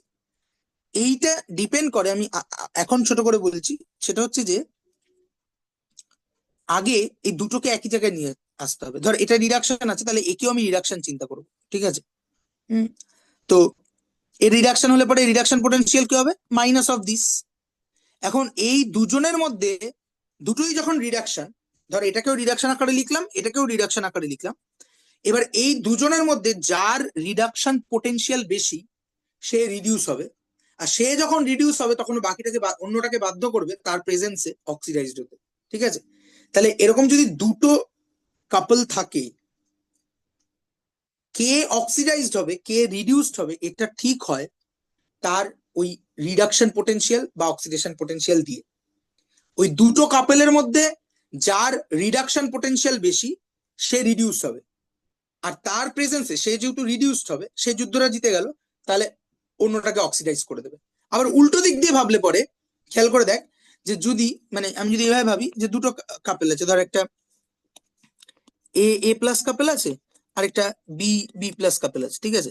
তো এদের রিডাকশন পোটেনশিয়াল, এর রিডাকশন পোটেনশিয়াল হচ্ছে 2, এর রিডাকশন পোটেনশিয়াল হচ্ছে 5, তাহলে এই দুটোর প্রেজেন্সে কে রিডিউসড হবে কে অক্সিডাইজড হবে, বি রিডিউস হবে, এক্স এ অক্সিডাইজ হবে। এ রিডিউসড হবে, আর এ রিডিউসড হবে, আর এ রিডিউসড হওয়ার জন্য একে অক্সিডাইজ করে দেবে, ঠিক আছে। হুম হুম আবার উল্টো করে ভাবলে পরে খেয়াল করে দেখ যে এই কাপলটার অক্সিডেশন পোটেনশিয়াল কত হবে, -2, এই কাপলটার অক্সিডেশন পোটেনশিয়াল কত হবে, -5। এবার -5। এবার রিডাকশনটা ভুলে যা, আগের আগের কেসটা ভুলে যা, এবার ভাব যে অক্সিডেশনের রেসপেক্টে তুলনা করলে পরে কোন কাপলটা অক্সিডাইজড হবে, তাহলে তো বি হওয়ার কথা। না এ হবে, -2 ইজ আচ্ছা। গ্রেটার দেন -5, ও হ্যাঁ হ্যাঁ হ্যাঁ, সরি সরি। ঠিক আছে। তাহলে তখন দেখ এ অক্সিডাইজ হচ্ছে, তাহলে এ অক্সিডাইজ হচ্ছে মানে বেসিক্যালি বি কে তখন অপোজিট একটা রিডিউস করে দেবে। রিডাকশন হবে। তাহলে দুদিক দিয়ে আমরা একই জায়গায় এসে দাঁড়াচ্ছি, ঠিক আছে। সো আমরা ঠিকঠাক কথা বলছি। হুম। সো এখান থেকে আমরা কতগুলো জিনিস শিখলাম, যে মোটামুটি ভাবে আশা করি বুঝতে পারলাম যে পোটেনশিয়াল, হাফ সেল পোটেনশিয়াল ব্যাপারটা কি, এবং অক্সিডেশন পোটেনশিয়াল রিডাকশন পোটেনশিয়ালের মধ্যে যারা নেগেটিভের ফর্মুলা আছে সেটা আমরা ধরতে পারলাম। ঠিক আছে, আমি খুবই তাড়াতাড়ি এগোচ্ছি, আমি বুঝতে পারছি। আহ কিন্তু আমাদের তাড়াতাড়ি অঙ্ক করার জায়গায় চলে যেতে হবে। ঠিক আছে, হ্যাঁ। তো উম, এরপরে আমরা ডিফারেন্ট টাইপ অফ ইলেকট্রোড দেখবো। তার আগে আমরা নার্স্ট ইকুয়েশন দেখে নেব, দেখে সেখান থেকে আমরা বলবো। শুধু একটা কথা বলে এই যাত্রায় বক্তব্য শেষ করি, সেটা হচ্ছে যে এই যে আমরা বললাম যে দুটো মানে কাপল যদি থেকে থাকে, তাদের আমরা রিডাকশন পোটেনশিয়াল বা অক্সিডেশন পোটেনশিয়াল কম্পেয়ার করে বলে দিতে পারবো যে সেটা একে অপরের প্রেজেন্সে কে অক্সিডাইজ হবে কে রিডিউসড হবে। এইটা কিন্তু যে কোনো রিডাকশন পোটেনশিয়াল বা যে কোনো অক্সিডেশন পোটেনশিয়ালের ভ্যালু দেখলে হবে না। তাহলে কিসের হবে? There is something call standard reduction potential. প্রথম কথা হচ্ছে অক্সিডেশন পোটেনশিয়াল আর রিডাকশন পোটেনশিয়াল দুটোই ব্যবহার করার কোনো কারণ নেই, তাই না? একটা ব্যবহার করলেই এনাফ। হুম হুম যখন আমার অক্সিডেশন পোটেনশিয়াল দরকার পড়বে আমি মাইনাস লাগিয়ে নেবো, তাই না? বোঝা যাচ্ছে কি বলছি? হ্যাঁ, বুঝতে পারছি। হ্যাঁ, তাহলে আমার দুটো একসাথে নিয়ে চলার কারণ, তাহলে কাকে বেশি পাত্তা দেওয়া হলো? বললো রিডাকশন পোটেনশিয়ালটাকেই পাত্তা দাও। ঠিক আছে, সো আমরা এখন থেকে যত কথা বলবো মোস্ট অফ দ্য কেসে আমরা রিডাকশন পোটেনশিয়াল নিয়ে কথা বলবো। তারপরে বলা হলো যে না, যে কোনো কন্ডিশনে একটা রিয়াকশনের রিডাকশন পোটেনশিয়াল দিয়ে তুমি বলতে পারো না যে ওই রিয়াকশনটা কি হবে। There is something call standard reduction potential. ঠিক আছে, স্ট্যান্ডার্ড রিডাকশন পোটেনশিয়াল রিপ্রেজেন্ট করা হয় E0 m reduce to B reduce, তাহলে mn+m। ঠিক আছে, এইটা ঠিক আছে। E0, এই জিরোটা সিগনিফাই করছে হচ্ছে স্ট্যান্ডার্ডনেস। ঠিক আছে, তো স্ট্যান্ডার্ড কথাটার মানে কি? স্ট্যান্ডার্ড কথাটার মানে হচ্ছে যে এই ইলেকট্রোড পোটেনশিয়ালটা, আচ্ছা তার আগে একটু ছোট্ট করে বলে দিই, এটা নিয়ে আমাদের কথা বলতে হবে। যে এই যে আমরা বললাম যে অ্যাবসোলুটলি কোনো একটা কাপেলের আমরা ইলেকট্রোড পোটেনশিয়াল মাপতে পারি না, তাহলে এত কথা বলছি কোথা থেকে? বলছি হচ্ছে ওই অনেকটা মিটারের মতো করে, যেমন আমরা আগে মিটারকে ফিক্স করে নিয়েছি, তার সাপেক্ষে সমস্ত কিছুকে ব্যাখ্যা করেছি, বা সেন্টিমিটারকে বা কিছুকে, ঠিক তেমনি এই পার্টিকুলার E0 অফ হাইড্রোজেন, হ্যাঁ, E0 অফ হাইড্রোজেন মানে হাইড্রোজেন ইলেকট্রন H+½ H2, মানে সোজা কথা এই রিয়াকশনটা H+ একখানা ইলেকট্রন খেয়ে ½ H2 হচ্ছে। ঠিক আছে, এই রিয়াকশনটার স্ট্যান্ডার্ড ইলেকট্রোড পোটেনশিয়ালকে আমরা 0.0 ভোল্ট ধরে নিয়েছি। ঠিক আছে, ধরে নিয়েছি। এবার খেয়াল করে দেখ যে এইটার সাপেক্ষে আমরা যে কোনো কাপেলের পোটেনশিয়াল মাপতে পারবো। এই জিরো বা স্ট্যান্ডার্ডটা কি মিন করছে? একটা কন্ডিশন। ঠিক আছে, থার্মোডিনামিক্স এর যে স্ট্যান্ডার্ড কন্ডিশন সেটা হচ্ছে যে কত বল জানিস? হুম। স্ট্যান্ডার্ড কি কন্ডিশন কত? মানে পোটেনশিয়াল? স্ট্যান্ডার্ড পোটেনশিয়াল কাকে বলবো? হাইড্রোজেনটাকে ধরে নেয়, তার হনুমান। মানে বিক্রিয়াটা বলতে হবে। স্ট্যান্ডার্ড কথাটার মানে কি? এই যে জিরোটা বসাচ্ছি, জিরোটা কি মিন করছে? জিরোটা মিন করছে মানে কি বলবো, পোটেনশিয়াল লাগছে না কোনো। কিছুই মনে নেই তোর? বাড়ি গিয়ে পড় রে, পড়িয়ে দিয়েছে কবে, কি লাভ হলো? তুইও যেখানে দাঁড়িয়ে আছিস চন্দ্রিমাও সেখানেই দাঁড়িয়ে আছে। তুই শুধু একবার সিনেমাটা দেখেছিস, আগে কি যায় আসে? এই স্ট্যান্ডার্ডনেসটা বলা হচ্ছে যে তার মানে এই রিয়াকশনটা, এই যে E0 অফ H+½ H2O, এটাকে আমি 0 ভোল্ট ধরে নিচ্ছি, এটা যে কোনো কন্ডিশনে নয়, at 25°C and 1 atmospheric pressure। ঠিক আছে, ও হ্যাঁ, এটা এই বইতে লেখা কন্ডিশন, আছে। এই কন্ডিশনটাকে আমরা বলি স্ট্যান্ডার্ড কন্ডিশন। অর্থাৎ যে কোনো রিয়াকশনের রিডাকশন পোটেনশিয়াল বা অক্সিডেশন পোটেনশিয়াল যদি আমরা 25°C 1 অ্যাটমসফিয়ারিক প্রেসারে ডিফাইন করি, তখন ওর মাথায় একটা নট বসাবো, ওটাকে জিরো বলে না, অ্যাকচুয়ালি নট বলে। ঠিক আছে, এবং সেটাকে আমরা রিড আউট করবো স্ট্যান্ডার্ড ইলেকট্রোড পোটেনশিয়াল। যদি সেটা রিডাকশন হয় তাহলে স্ট্যান্ডার্ড রিডাকশন পোটেনশিয়াল, যদি সেটা অক্সিডেশন হয় তাহলে স্ট্যান্ডার্ড অক্সিডেশন পোটেনশিয়াল। ঠিক আছে, রিডাকশনকে আমরা বেশি পাত্তা দিই। এইখানে এই standard reduction potential of hydrogen ion মানে H+H2, সেইটাকে আমরা 0.0 ভোল্ট ধরেছি। ঠিক আছে, এবং তার সাপেক্ষে আমরা বাকিগুলোকে রিপ্রেজেন্ট করব, করে আমরা একটা সিরিজ বানাবো, যে সিরিজটার নাম হচ্ছে ইলেকট্রোকেমিক্যাল সিরিজ। ঠিক আছে, সে আমরা দেখছি। ঠিক আছে, তো আপাতত এখনের মতো ক্লাস মুলতবি থাকলো। আমরা আবার দেখা করছি মোটামুটি ওই 11টা 10 নাগাদ, বা 11টা নাগাদ, এই সরি 12টা 11টা বাজে। 12টা হ্যাঁ সেটাই, ঠিক আছে, 12টা 5-10 নাগাদ। ঠিক আছে, ঠিক আমি আছে। Recording E0 H plus half H2, এইটাকে আমরা ধরেছি 0.0 ভোল্ট। ঠিক আছে, এবার এই স্ট্যান্ডার্ড কন্ডিশনে আমরা যদি একটা সেল করি, মানে সেল কনস্ট্রাক্ট করি, ঠিক আছে, যার একদিকে থাকবে SHE, এই SH এর পুরো কথা হচ্ছে standard standard hydrogen electrode. Electrode. ঠিক আছে,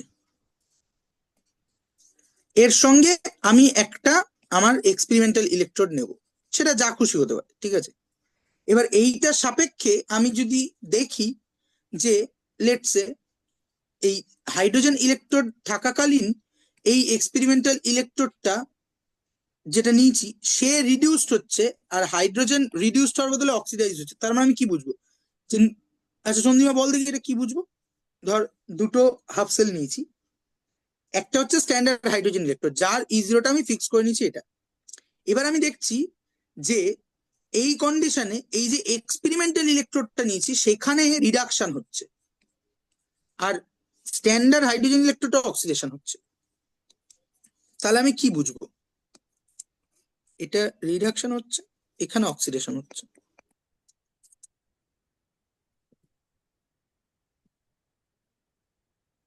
বল। কি বুঝবো মানে কি জিজ্ঞেস করতে চাইছো সেটা বুঝতে পারছি না। আমি বলছি আমি একটা সেল কনস্ট্রাক্ট করেছি যার একটা হাফ সেল হচ্ছে স্ট্যান্ডার্ড হাইড্রোজেন ইলেকট্রোড, যার হ্যাঁ, E0 ভ্যালুটা 0.0 ভোল্ট। হ্যাঁ, এইবার এইটা কনস্ট্রাক্ট করার পর আমি দেখছি যে আমি যে এক্সপেরিমেন্টাল ইয়েটা নিয়েছি যার E0 ভ্যালুটা আমি মাপতে চাইছি, কার সাথে হ্যাঁ, কম্পেয়ার করে? হাইড্রোজেন ইলেকট্রোডের সাথে কম্পেয়ার করে। হাইড্রোজেনের সাথে। আমি হ্যাঁ, দেখছি যে সেই সেই হাফ সেলটাতে বেসিক্যালি রিডাকশন হচ্ছে, রিডাকশন হচ্ছে। আর তখন এটা অক্সিডেশন হবে। এটা দেখে আমি কি হ্যাঁ, বুঝবো?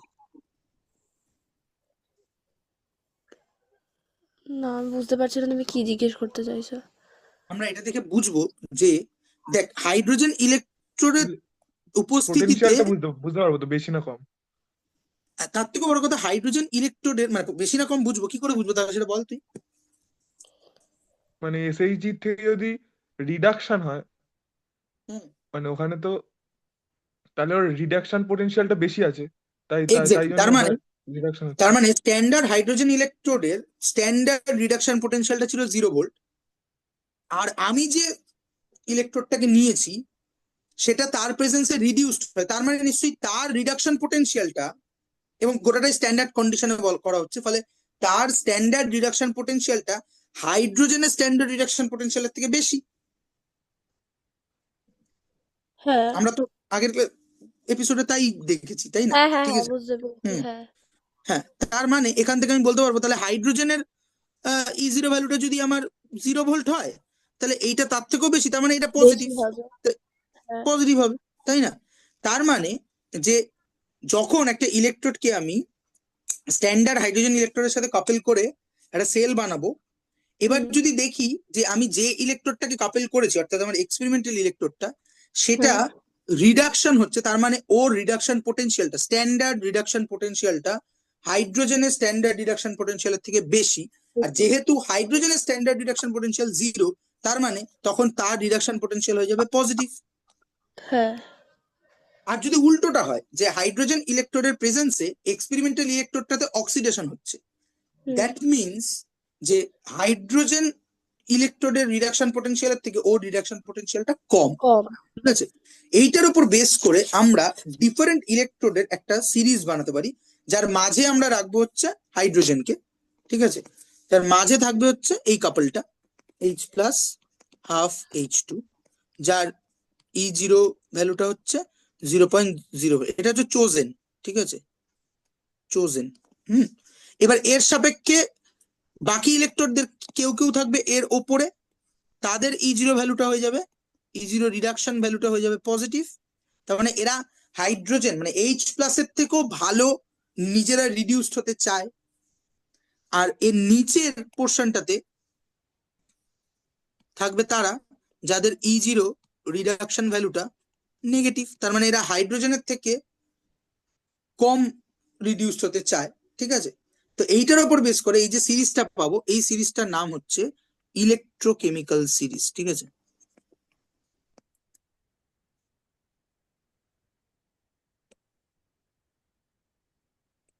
ঠিক আছে, ইলেকট্রোকেমিক্যাল সিরিজ।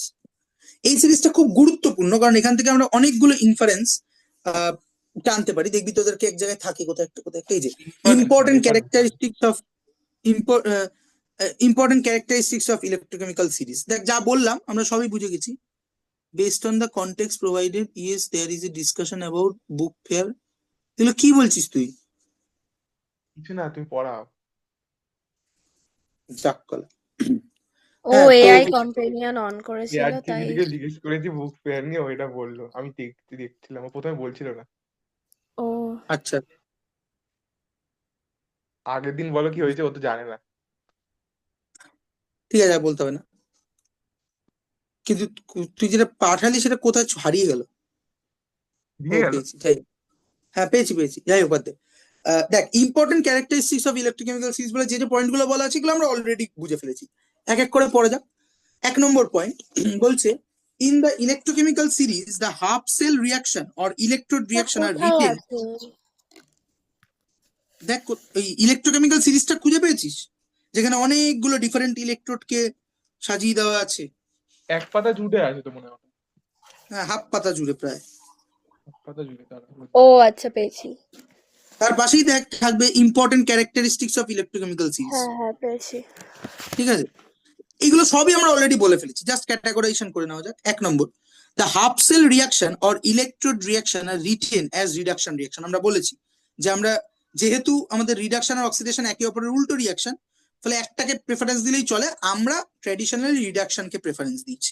ঠিক আছে, 2 নম্বর হচ্ছে standard electrode potential of hydrogen is taken as 0। Got it. 3 নম্বর হচ্ছে on moving from top to bottom, ওপর থেকে নিচে গেলে পরে হাইড্রোজেনকে আমরা মাঝে রেখেছি, ওপর দিকে আমরা রেখেছি, জানি না এক এক জায়গায় এক রকম লেখা হয়। আমার এই বইতে যেটা আছে, আশা করি তোদের বইতেও তাই থাকবে, হাইড্রোজেনের ওপরে রেখেছে নেগেটিভ গুলোকে, মানে আমরা যে ছবিটা এখানে এঁকেছি তার উল্টোটা। উপরে ঠিক আছে, নেগেটিভ আর নিচের নিচে দিকে পজিটিভ। সেটার উপর বেস করে বলছে, on moving from top to bottom the standard reduction potential of the electrodes gradually increases. Higher the standard reduction potential of an electrode, greater is the tendency of reduction. এটা আমরা জানি যে standard reduction potential যদি কোনো কাপেলের বেশি হয় তার মানে সে রিডিউসড হতে বেটার চাইবে।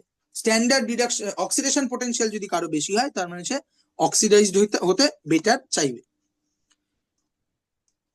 তারপরে পয়েন্ট কি, যে higher the standard reduction potential of an electrode, greater will be the tendency of the oxidized form of the electrode to be reduced. আচ্ছা, এখানে একটা ব্যাপার যে এটা কিছুই না, যে যখন আমরা একটা ইলেকট্রোডের রিয়াকশন লিখছি সেটা কিরকম ভাবে লিখি না, যে Mn প্লাস n খানা ইলেকট্রন খেয়ে m এ যাচ্ছে, এই তো একটা, এটা আমি রিডাকশন ফর্মে লিখেছি, টু বি রিডিউসড।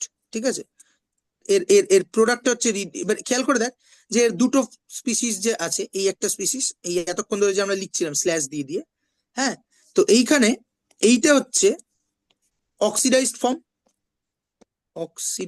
ফর্ম, ঠিক আছে, আর এইটা হচ্ছে রিডিউসড ফর্ম। ঠিক আছে, আমি শুধু ক্রুশিয়াল পয়েন্ট গুলোকে টাচ করে যাচ্ছি। ঠিক আছে, তাহলে এগুলো আরো খুব বিউটিফুলি পড়ানো যায়। যাই হোক, অক্সিডাইজড ফর্ম আর রিডিউসড ফর্ম। তো এরপরে পয়েন্টে যেটা বলছে, higher the standard reduction potential, যা স্ট্যান্ডার্ড রিডাকশন পোটেনশিয়ালটা হায়ার, দ্যাট মিনস ওই কাপেলের যেটা অক্সিডাইজড ফর্ম আছে, অর্থাৎ যেখানে অক্সিডেশন স্টেটটা বেশি, সে সহজেই রিডিউসড হতে চাইবে। ঠিক আছে, এর মধ্যে কোনো ইয়ে নেই। ঠিক আছে, এবার এখান থেকে আমরা দেখ, খেয়াল করে দেখ, এর পরের হেডিংটাই হচ্ছে utility of the electrochemical series. এই ইলেকট্রোকেমিক্যাল সিরিজটা ঠিক যেমন পিরিয়ডিক টেবিল আমরা বানিয়েছি এবং সেখান থেকে কতগুলো সুবিধা পাই আমরা, নানা প্রপার্টি আমরা খুব সহজে ইয়ে করে নিতে, গেস করে নিতে পারি, এটা থেকেও আমরা পারি। যেমন 1 নম্বর বলছে যে replacement of hydrogen from dilute acid solution, অর্থাৎ ডাইলুট অ্যাসিডের সলিউশনে, ঠিক আছে, যদি আমি ডাইলুট অ্যাসিড মানে কি, যার মধ্যে প্রচুর H+ আছে, ঠিক আছে, ডাইলুট অ্যাসিড সলিউশন, ঠিক আছে, এখান থেকে প্রশ্ন আসে, ঠিক আছে, অর্থাৎ H+ আছে। এখন এই ডাইলুট অ্যাসিডের সলিউশন থেকে কারা হাইড্রোজেন গ্যাস লিবারেট করতে পারবে, এইটা হচ্ছে আমার মূল প্রশ্ন, ঠিক আছে।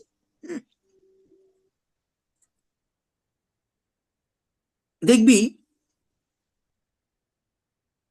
HCl, ওই পায়খানা বাথরুম পরিষ্কার করার যে অ্যাসিড, এই রিয়াকশন আমি ছোটবেলায় প্রচুর করেছি, ঠিক আছে। ওর মধ্যে যদি অ্যালুমিনিয়াম বা আয়রন এগুলো দিস তুই, তাহলে দেখবি ওখান থেকে বাবলস বেরোচ্ছে, এবং আস্তে আস্তে আয়রনটা পুরো ডিজলভ হয়ে যাবে, অ্যালুমিনিয়ামটা পুরো ডিজলভ হয়ে যাবে। তার কারণ হচ্ছে, তুই যদি এবার ইলেকট্রোকেমিক্যাল সিরিজে চলে যাস, ইলেকট্রোকেমিক্যাল সিরিজে গিয়ে দেখতে পাবি যে আয়রনের যে কাপেলটা আছে, ঠিক আছে, বা তোর কি বলে অ্যালুমিনিয়ামের যে কাপেলটা আছে, এরা হাইড্রোজেন কাপেলটার ওপরে আছে। তার মানে হাইড্রোজেনের রিডাকশন স্ট্যান্ডার্ড রিডাকশন পোটেনশিয়ালের থেকে আয়রন বা অ্যালুমিনিয়ামের স্ট্যান্ডার্ড রিডাকশন পোটেনশিয়াল কম না বেশি? কম। কম। তার মানে হাইড্রোজেন যত বেশি রিডিউসড হতে চাইবে, আয়রন বা অ্যালুমিনিয়াম, আয়রনের ক্ষেত্রে এটা হচ্ছে আয়রন +2 থেকে আয়রন 0, এর স্ট্যান্ডার্ড রিডাকশন পোটেনশিয়ালটা হচ্ছে আয়রন +2 থেকে আয়রন, এটা হচ্ছে কত, 0.44 হবে বোধহয়, 44 ভোল্ট, ঠিক আছে, এটা ঠিক আছে। তার মানে মাইনাস মাইনাস মনে 0.44, রেখে দিয়েছো ঠিক নাকি? আছে। হ্যাঁ, মনে থাকে? আর এগুলো প্রচুর করেছি রে আমরা, মুখস্থ মতো হয়ে গেছিল, ঠিক আছে, আয়রনেরটা, কপারেরটা, ঠিক আছে। হুম। কপারেরটা হচ্ছে +0.34, ক্লোরিনেরটা হচ্ছে ঠিক আছে, ঠিক আছে, তো মাইনাস আমি ওয়ান চাইনি পয়েন্ট থ্রি মুখস্থ করতে, ঠিক আছে। ক্লোরিন হচ্ছে প্লাস হবে, +1.36 বোধহয় ক্লোরিন। তো যাই হোক, হুম। 0.72 না 73টা কার, জিঙ্কের বোধহয় নাকি, হ্যাঁ জিঙ্কের বইতে জিঙ্কের জিরো দেওয়া নেই। পয়েন্ট সেভেন সিক্স 7.2 না 7.6। যাই হোক, আম, হ্যাঁ, যেটা ব্যাপার সেটা হচ্ছে যে, তার মানে আয়রন কাপেলটা আর হাইড্রোজেন কাপেলটাকে যদি আমি কম্পেয়ার করি, কে রিডিউসড হবে কে অক্সিডাইজড হবে,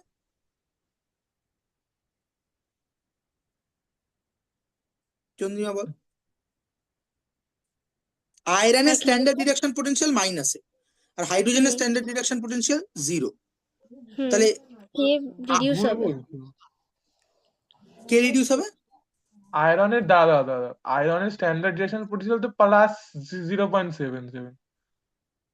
না না, মাইনাস জিরো পয়েন্ট ফোর ওটা ফোর 4 লেখা। ও আচ্ছা আচ্ছা আচ্ছা, ঠিক আছে ঠিক আছে ঠিক আছে।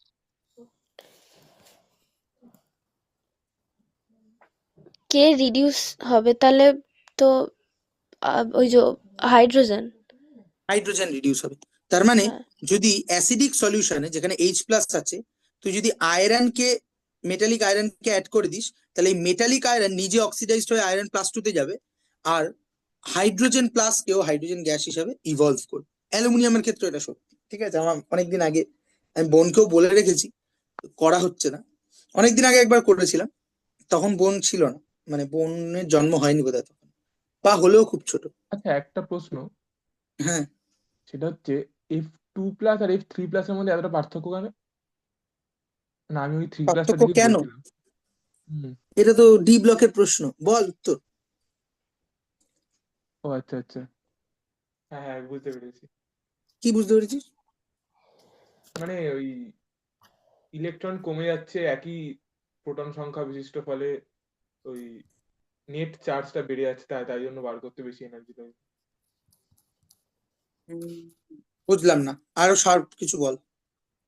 আরো স্যার কি, একই কক্ষ থেকে ইলেকট্রন সংখ্যা কমে যাচ্ছে, আর কি, ফলে পরে মানে ইলেকট্রনটা তোর বার। মূল প্রশ্নটা, আগে প্রশ্নটা ক্লিয়ার কর।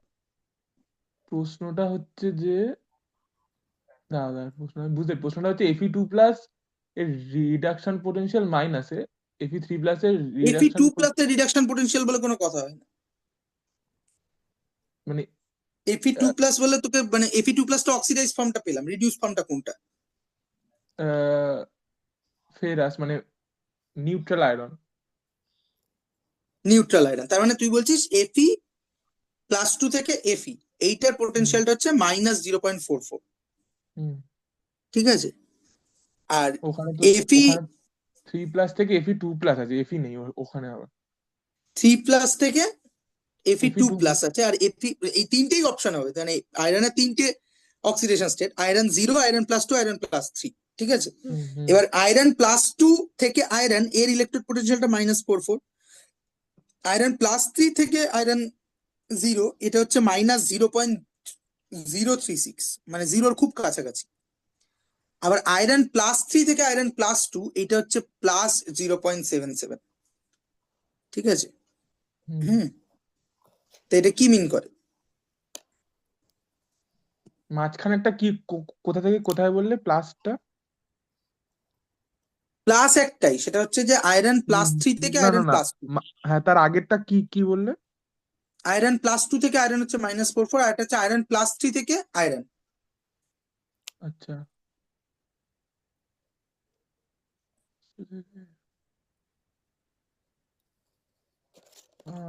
দাঁড়াও বলছি। তুমি জিজ্ঞেসটা কি করলে আরেকবার বলো। তুমি জিজ্ঞেস ওই তো ও জিজ্ঞেস করেছে, ও ওকে জিজ্ঞেস করো। কি জিজ্ঞেস করলে তুই? মানে আয়রনের এই যে ট্রেনটা এটা এরকম কেন, মানে ইলেকট্রোকেমিক্যাল সিরিজের যে এইরকম ট্রেনটা, কিরকম ট্রেনটা? এটা তো বই আছে। Fe2+ থেকে Fe তে যখন যাচ্ছে তখন রিডাকশন পোটেনশিয়াল -0.44। হুম হুম Fe3+ থেকে যখন Fe2+ এ যাচ্ছে তখন +0.77। ও আরেকটা তুমি কি আচ্ছা। বললে যে Fe3+ থেকে Fe মানে Fe এই হ্যাঁ যে ওটা কত? এইটা হচ্ছে বেসিক্যালি তুই এইভাবে ভাব, আয়রন+3, আয়রন+2, আয়রন আয়রন+2 থেকে আয়রনের হচ্ছে রিডাকশন পোটেনশিয়ালটা হচ্ছে -0.44। -0.44, হুম আয়রন+3 থেকে আয়রন+2 হচ্ছে +0.77, আর হুম আয়রন+3 থেকে আয়রনটা হচ্ছে -0.44, এটা হচ্ছে কত হবে বল? 6 বলছিলে তুমি। হ্যাঁ, 0.0, এইটা এটা এটা বের করে নেওয়া যায় জানিস তো, এটা যদি আমি নাও জানতাম। দেখ মজার গড় এই করে এই নাকি হিসাব করে? না না, কাইন্ড অফ তাই, এই যে যেটা এঁকেছি না, এটা একটা নাম আছে, ঠিক আছে? হ্যাঁ, এটা একটা পার্টিকুলার ডায়াগ্রাম। হুম, তো যাই হোক, যেটা ব্যাপার সেটা হচ্ছে যে এখান থেকে তুই এটা বের করে নিতে পারিস। এইভাবে বের করতে হয় যে এর ধরে নিলাম এর পোটেনশিয়ালটা এক্স, এখান থেকে কতগুলি ইলেকট্রন ট্রান্সফার হচ্ছে? তিনটে। তাহলে 3টে। x × 3 ইজ ইকুয়াল টু মানে ওই প্লাস ওই দুটো জিরো যোগ করে পয়েন্ট যেটা সেভেন হবে সেভেন নাকি? ইন্টু হ্যাঁ ওয়ান হ্যাঁ প্লাস 0. -0.44 ইন্টু 2, তাহলে 0.77 মাইনাস কত হবে? 88, 0.8। 0.880, তাই তো? হুম। তাহলে কত হচ্ছে? কত হচ্ছে? ওই তো 1 1 হচ্ছে, 0.11। -0.11। হুম, কি বলছিস? হ্যাঁ। তাই তো দেখা, তুই কিছু ভুল করলি তো? 0.11। ও হ্যাঁ। হ্যাঁ, 0. সরি, আমি মাথায় ভুলভাল ক্যালকুলেট করছি। তুমি কি এটা 1 1? ঠিক আছে, আবার এইটা 3 হ্যাঁ। দিয়ে ভাগ তাহলে করলে। এক্স ইকুয়াল টু কত হবে? এটা ভাই 3। হুম হুম তাহলে তা দেখ কত হচ্ছে, পয়েন্ট মোটামুটি এটাকে যদি 0.03 এরকম কিছু 110 একটা হচ্ছে। মানে 11 যদি ভাবি, তাহলে কত হবে? হুম 0.0, 3 11 11, 2, 3 দিয়ে যাবে, কত হবে? তারপরে 6 দিয়ে যাবে। 3 তিরিকে 9, বাকি থাকলো 2, 20, 3 6 18। থাক না, এই দুটোই থাক, অনেকগুলো হয়ে গেছে। হুম, এই অব্দি ঠিক আছে। যাই হোক, হুম তো এটা বের করা যায়, ঠিক আছে?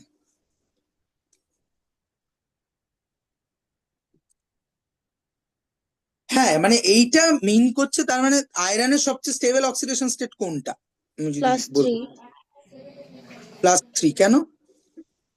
ওই হাফ ফিল্ডের জন্য বোধহয়। না না, এইখান থেকে কি আমরা বলতে পারি সেটা? ও এখান থেকে কি করে বল, আচ্ছা। কি করে? +3 কা- এই দেখ, ও আচ্ছা, দাঁড়া দাঁড়া। ওটার প্লাস কত যেন চার্জ ছিল, হাইড্রোজেনের এর থেকে তো রিডাকশন বেশি। পোটেনশিয়াল। রিডাকশন হ্যাঁ মানে পোটেনশিয়াল। তাহলে খেয়াল করে দেখ যে আয়রন +2 এইখান থেকে এটা মাইনাস, তার মানে আয়রন +2তেই বেশি থাকতে চাইবে, তাই না? হ্যাঁ হ্যাঁ হ্যাঁ। আবার এই আয়রন+2 এইটা বেশি, তার মানে এই রিয়াকশনটা বেশি হতে চাইবে। কিন্তু আয়রন থেকে আয়রন+3 এটা হচ্ছে 0.036 মাইনাস, তার মানে কোন কোন রিয়াকশনটা হতে চাইবে? এইটা হচ্ছে -0 তার মানে এই দিকেরটা হতে চাইবে। ওই জন্য আয়রনের সবচেয়ে স্টেবল অক্সিডেশন স্টেট হচ্ছে আয়রন+3, ঠিক আছে? হুম, মানে অ্যাকচুয়ালি উল্টোটা সত্যি, আয়রনের সবচেয়ে স্টেবল অক্সিডেশন স্টেট +3, সেইটা ওখান থেকে ডিটারমাইন হচ্ছে আলটিমেটলি। মানে দুটো রিয়াকশনকে চিন্তা করা, আয়রন থেকে আয়রন+2 যেতে পারে, আয়রন থেকে আয়রন+3 যেতে পারে। আয়রন থেকে আয়রন+2 যাওয়ার যে অক্সিডেশন পোটেনশিয়ালটা সেটা হচ্ছে প্লাস 0.44। 0.44, আর হুম, আয়রন থেকে এটা ইয়েতে যাওয়ার সেটা হচ্ছে -0.77। না না না, প্লাস। কোনটা আয়রন আয়রন থেকে? থেকে Fe3+ বলছে তো। ওটা প্লাস কেন হবে? ওখানে তো Fe3 থেকে আয়রন Fe থেকে Fe3+ যাচ্ছে, তাই তো প্লাস হবে। Fe3 থেকে আয়রন যাচ্ছে না তো। আমরা তো সবকিছু রিডাকশন পোটেনশিয়ালের রেসপেক্টে রেখেছি। হুম, এখানে এখানে Fe3+ থেকে Fe তে আসতে ওটা কতবার করলে? 0.036। হুম। Fe3+ থেকে Fe তে যদি 0.036 হয় তাহলে Fe থেকে Fe। না না, সেটা আরে ওইটা মাইনাস, এই তো মাইনাস দেখতেই তো পাচ্ছিস।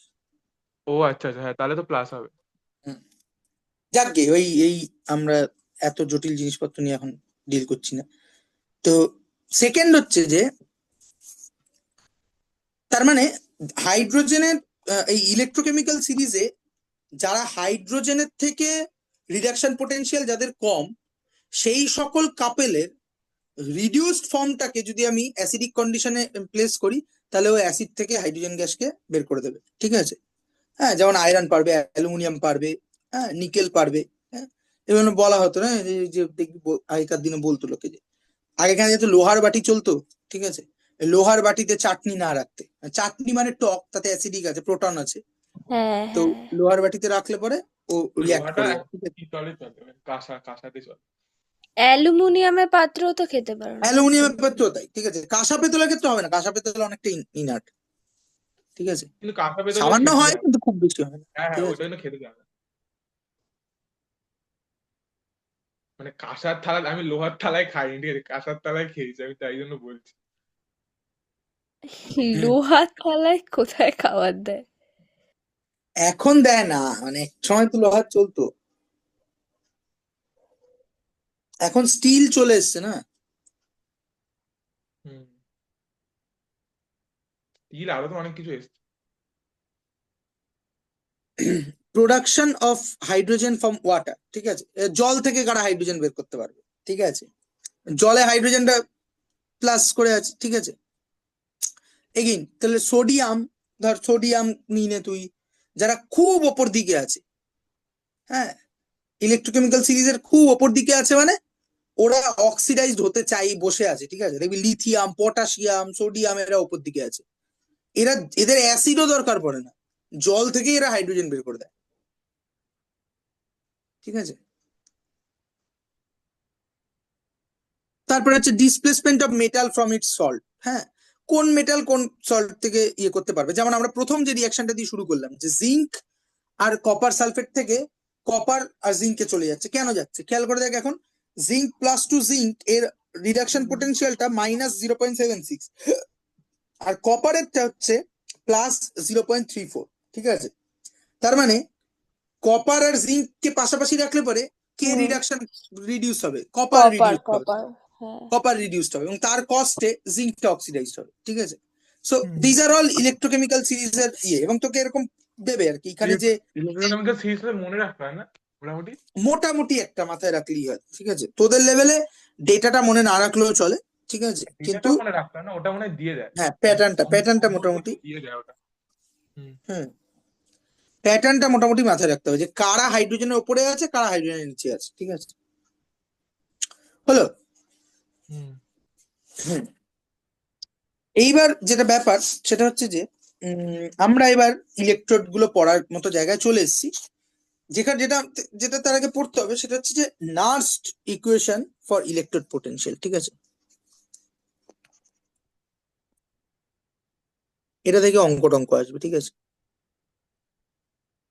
নার্স্ট ইকুয়েশন। ঠিক আছে, নার্স্ট ইকুয়েশন কি করে? নার্স্ট ইকুয়েশন একটা রেডক্স রিঅ্যাকশনকে, মানে নার্স থার্মোডাইনামিক্স এর লোক, ঠিক আছে, তো ও একটা রেডক্স রিঅ্যাকশনকে, ধরো একটা রেডক্স রিঅ্যাকশন হচ্ছে, ঠিক আছে, A A plus B B, ঠিক আছে, সেখান থেকে ultimately C C plus D D তৈরি করছে। ঠিক আছে, না ঠিক এই নেই। হচ্ছে আমার।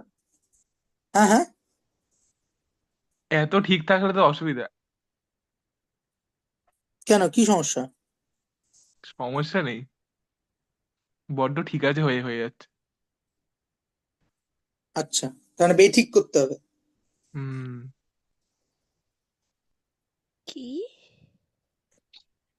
আচ্ছা, নার্স্ট ইকুয়েশনটা আজকে বলবো না। নার্স্ট ইকুয়েশনটা বললে অনেক কথা বলতে হবে, আমরা বরং একটা অন্য জিনিস বলবো। নাস্তিক সাথে আগে ইয়ে আসে না, ইয়ে কি মানে? বলে, অঙ্ক ঠঙ্ক আসে না? না। নার্স্ট ইকুয়েশন থেকে অঙ্ক আছে, আর আগে কি অঙ্ক আসবে? আচ্ছা, হ্যাঁ হ্যাঁ। তুমি তো ওই কন্ডাকশনের পার্টটা পড়াওনি না এখনো? না না, ওটা তো তোর বইতে পড়ে আছে। ঠিক আছে, হ্যাঁ, তো আমরা আজকে যেটা পড়ি খানিকটা, সেটা হচ্ছে যে আম, কি বলে সিম্বলিক রিপ্রেজেন্টেশন অফ সেল। একটা কোষকে আমরা লিখবো কিভাবে, ঠিক আছে, এটা পরে আজকে আমরা মুলতুবি রাখি। সেটা হচ্ছে যে আমরা একটা কোষকে, এই ড্যানিয়েলস কোষ সেলটাকে যদি আমি ভাবি, তাহলে আমরা কিভাবে লিখছি যে দুটো হাফ সেল আছে, একটা হচ্ছে জিঙ্ক থেকে সে দুখানা ইলেকট্রন খেয়ে জিঙ্ক প্লাস টু হচ্ছে, আর কপার, বেসিক্যালি আমরা যদি দেখি যে কপার প্লাস টু, দুটো মাইনাস হবে থেকে, কপার দুটো ইলেকট্রন খেয়ে কপার হচ্ছে। ঠিক আছে, এই তো আমাদের বেসিক দুটো রিয়াকশন। এটা হচ্ছে আমার অক্সিডেশন, এটা হচ্ছে রিডাকশন। ঠিক আছে, এবার সেই আমরা যখন রেডক্স পড়েছিলাম তখন আমরা রেডক্স এর ব্যালেন্স করা শিখেছিলাম, যে সবগুলোকে একসাথে লিখে। তাহলে মধ্যা জিনিসটা আমি এটা না দেখে আমাদের দেখা উচিত এইখান থেকে, যে ভাই আমার বুঝতে রিয়াকশনে পেরেছি। হচ্ছে কি, যে হুম। Zinc plus copper plus two, সেখান থেকে কপার হুম। প্লাস জিঙ্ক প্লাস টু, এই হচ্ছে আমার মধ্যে রিয়াকশন। তাহলে আমি কি করবো, হাফ সেলে ভেঙে নেবো। তাহলে জিঙ্ক থেকে মানে আমি এখানে টু বি রিডিউস লিখতে চাইবো সবকিছু। তাহলে কপার প্লাস টু, সে দুখানা ইলেকট্রন খেয়ে কপারে পৌঁছালো। আর জিঙ্কটাও আমি উল্টো করে লিখছি, জিঙ্কটাও, হাফ সেল তো দিয়ে দিয়েছিল, তুমি আবার এটা করলে। না না, হাফ সেল দিয়ে দিয়েছিল, কিন্তু আমি কিভাবে ভাববো সেটা বোঝানোর চেষ্টা করছি। আমরা সবকিছু রিডাকশনের ফর্মে লিখবো।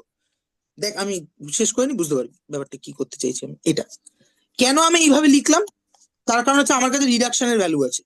এবার এবার তুই রিডাকশনের ভ্যালু বসা। E zero of copper plus two copper, এটা হচ্ছে প্লাস 0.34 ভ্যালু।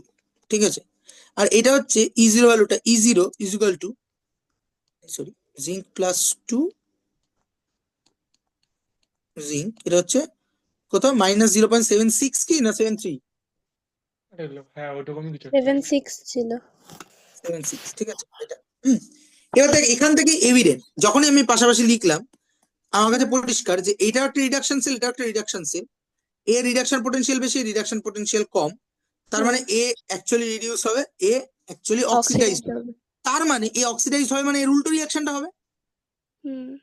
তাহলে ওভারঅল রিয়াকশনটা পাওয়ার জন্য আমি এখানে মাইনাস করে দেবো। এইভাবেও ভাবতে পারি, আবার এইভাবেও ভাবা যেতে পারে যে আমি যখন এই রিয়াকশন দুটোকে যোগ করব, এই ইলেকট্রন গুলো থেকে যাবে, রিয়াকশনে এরকম ফ্রি ইলেকট্রন থাকতে পারে না। তাহলে আমি কি করলে ইলেকট্রন বাদ দেবো, যেটা আমরা যখন এইসব পোটেনশিয়াল পোটেনশিয়াল বুঝতাম না তখন যেটা করতাম। ঠিক আছে, যে ইলেকট্রনকে আমাকে বাদ দিতে হবে, তাহলে এটা প্লাসে আছে, এটাকে মাইনাস করে দেবো।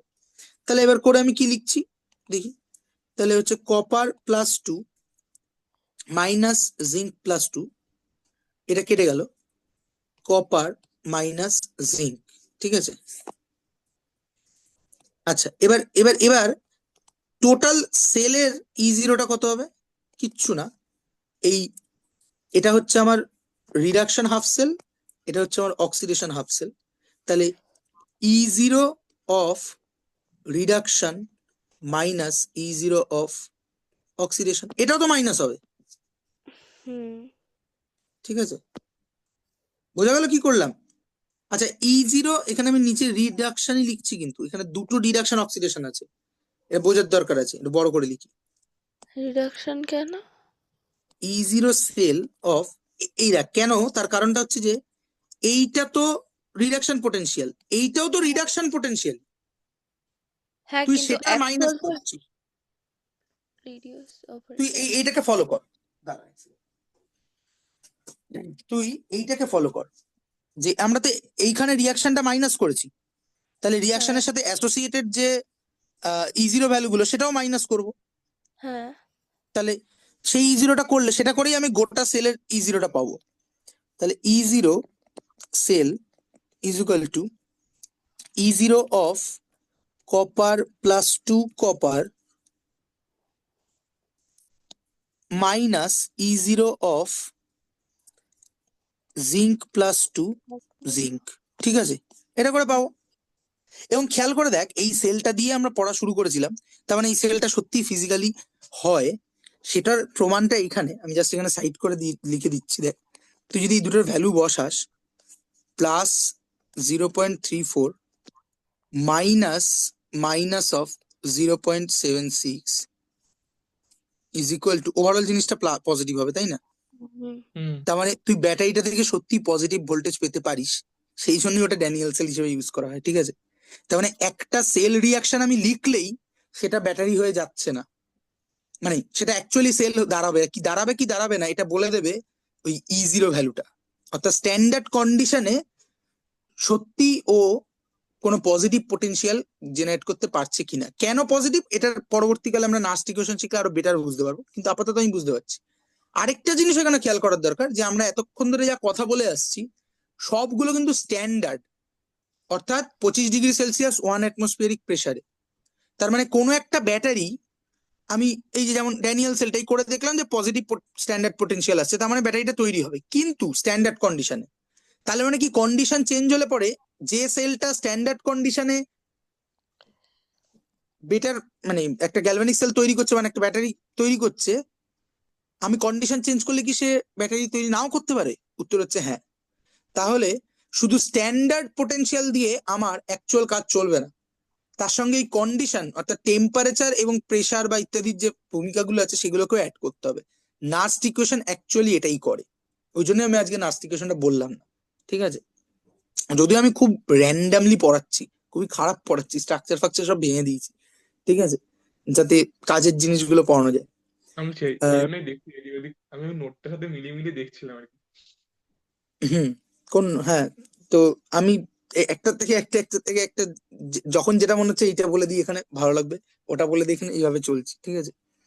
তো খেয়াল করে দেখ যে তাহলে আমরা করলাম কি, যেটা এবার বলার জন্য এক্সপ্লেন করছিলাম, সেটা হচ্ছে যে এইটাও কিন্তু রিডাকশন পোটেনশিয়াল, এইটাও রিডাকশন পোটেনশিয়াল। কি করে বুঝতে পারছি?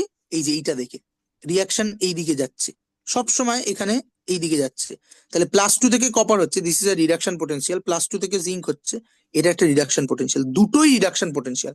কিন্তু this reduction potential is for the reduction half cell and this reduction, this red লিখে দিই দুটোই, is equal to oxidation half cell, ঠিক আছে? ফলে এই যে ব্র্যাকেটে রিডাকশন অক্সিডেশন লিখেছিলাম, এটা হচ্ছে সেলটাকে আইডেন্টিফাই করার জন্য। বোঝা গেল? হ্যাঁ এবার এইটাকে কেউ যদি আরেকটা ফর্মে, বইতে সব ফর্মগুলো আছে, হুম, একটা বুঝলে বাকিগুলো সব লিখে দিতে পারবি। যে কেউ যদি সত্যি এইভাবে লিখতে চায় যে E0 রিডাকশন মাইনাস E0, তাহলে এটা প্লাস হয়ে যাবে E0 অক্সিডেশন। অর্থাৎ ও রিডাকশন হাফ সেলের রিডাকশন ভ্যালুটাই নিল, E0 রিডাকশনটা নিল, অক্সিডেশন হাফ সেলের অক্সিডেশন ভ্যালুটা নিল, তাহলে মাইনাস, তার আগে একটা মাইনাস পড়বে, ওভারঅল প্লাস হয়ে যাবে। বোঝা গেল? হ্যাঁ হুম। আরেকটা ফর্মালিজম হচ্ছে অ্যানোড ক্যাথোডের রেসপেক্টে। আমরা জানি যে ক্যাথোডে রিডাকশন হয়, ঠিক আছে, তাহলে আমি যদি সেইভাবে লিখতে যাই তাহলে E0 reduction of cathode minus E0 reduction of anode. আবার স্ট্যান্ডার্ড নোটেশন হচ্ছে ক্যাথোডকে ডান দিকে দেওয়ার, অ্যানোডকে বাঁ দিকে দেওয়ার। দেখ আমরা প্রথম দিন যদি ড্যানিয়েলসের লিখেছিলাম, ওটা আমি ইচ্ছে করে হুম হুম লিখেছিলাম, তো তোরা তখন জানতিস না। সেটা হচ্ছে এই দেখ, ক্যাথোডকে আমরা ডান দিকে প্লেস করেছি, অ্যানোডকে বাঁ দিকে। ঠিক আছে, হুম এটা স্ট্যান্ডার্ড নোটেশন, এটা এই ঘুরিয়ে দিলে কিছু যাবে আসবে না। ঠিক আছে, তার মানে স্ট্যান্ডার্ডলি ক্যাথোড হাফ সেলটা ডান দিকে থাকবে, বাঁ দিকে থাকবে। তাহলে এটাকে লেখা আরেকটা উপায় হচ্ছে E0 reduction of right hand half cell minus E0 reduction of left hand half cell. সবগুলো একটা বুঝলেই বাকিগুলো হয়ে যায়, কিন্তু তোদের বইতে সবগুলো আলাদা করে লেখা থাকে বলে আমি লিখে দিলাম। ঠিক আছে, বোঝা গেল? তাহলে এই হচ্ছে, আমি সেল থেকে এটা বুঝে গেলাম। যদিও আমরা এখন কিন্তু শুধুমাত্র স্ট্যান্ডার্ড সেল নিয়ে, স্ট্যান্ডার্ড পোটেনশিয়াল নিয়ে কথা বলছি। আমরা কালকে এবার পরের ক্লাসে দেখব যে এই স্ট্যান্ডার্ড দিয়ে অ্যাকচুয়ালি কাজ চলবে না। স্ট্যান্ডার্ড শুধু আমাকে বলে যে স্ট্যান্ডার্ড কন্ডিশনের রিয়াকশনটা কোন দিকে দাঁড়িয়ে থাকবে, কিন্তু আমাকে দেখতে হবে কোন একটা পার্টিকুলার কন্ডিশনে কোথায় দাঁড়িয়ে থাকবে। ঠিক আছে, হুম, তো আমরা এগিয়ে যাই। আমরা যেটা এখন পড়তে চলেছি সেটা হচ্ছে যে এই যে আমি সেলের রিয়াকশন গুলো লিখলাম, এইবার একটা ব্যাটারিকে রিপ্রেজেন্ট করার একটা নিয়ম আছে। So symbolic representation of cell. ঠিক আছে, এই ড্যানিয়েল সেলটার ক্ষেত্রে যদি ভাবি, তাহলে আমার আমার ক্যাথোডের বা ক্যাথোড মানে রিডাকশন হাফ সেল যেটাই বলো না কেন, সেটা হচ্ছে যে ক্যাথোডে কি থাকছে, তাহলে কপার। তাহলে কপার +2 থেকে যাচ্ছে কপারে দুটো ইলেকট্রন খেয়ে।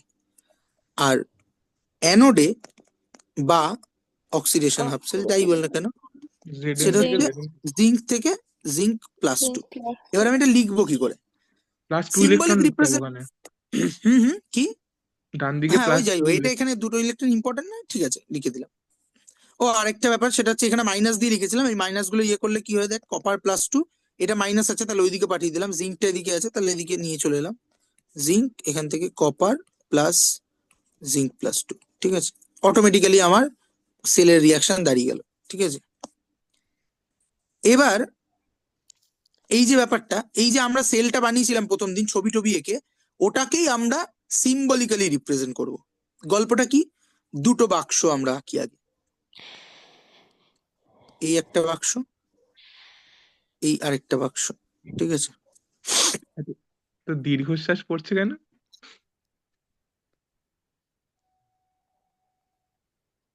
হচ্ছে কেন আমি কি করে বলবো? না ওকে জিজ্ঞেস করছি।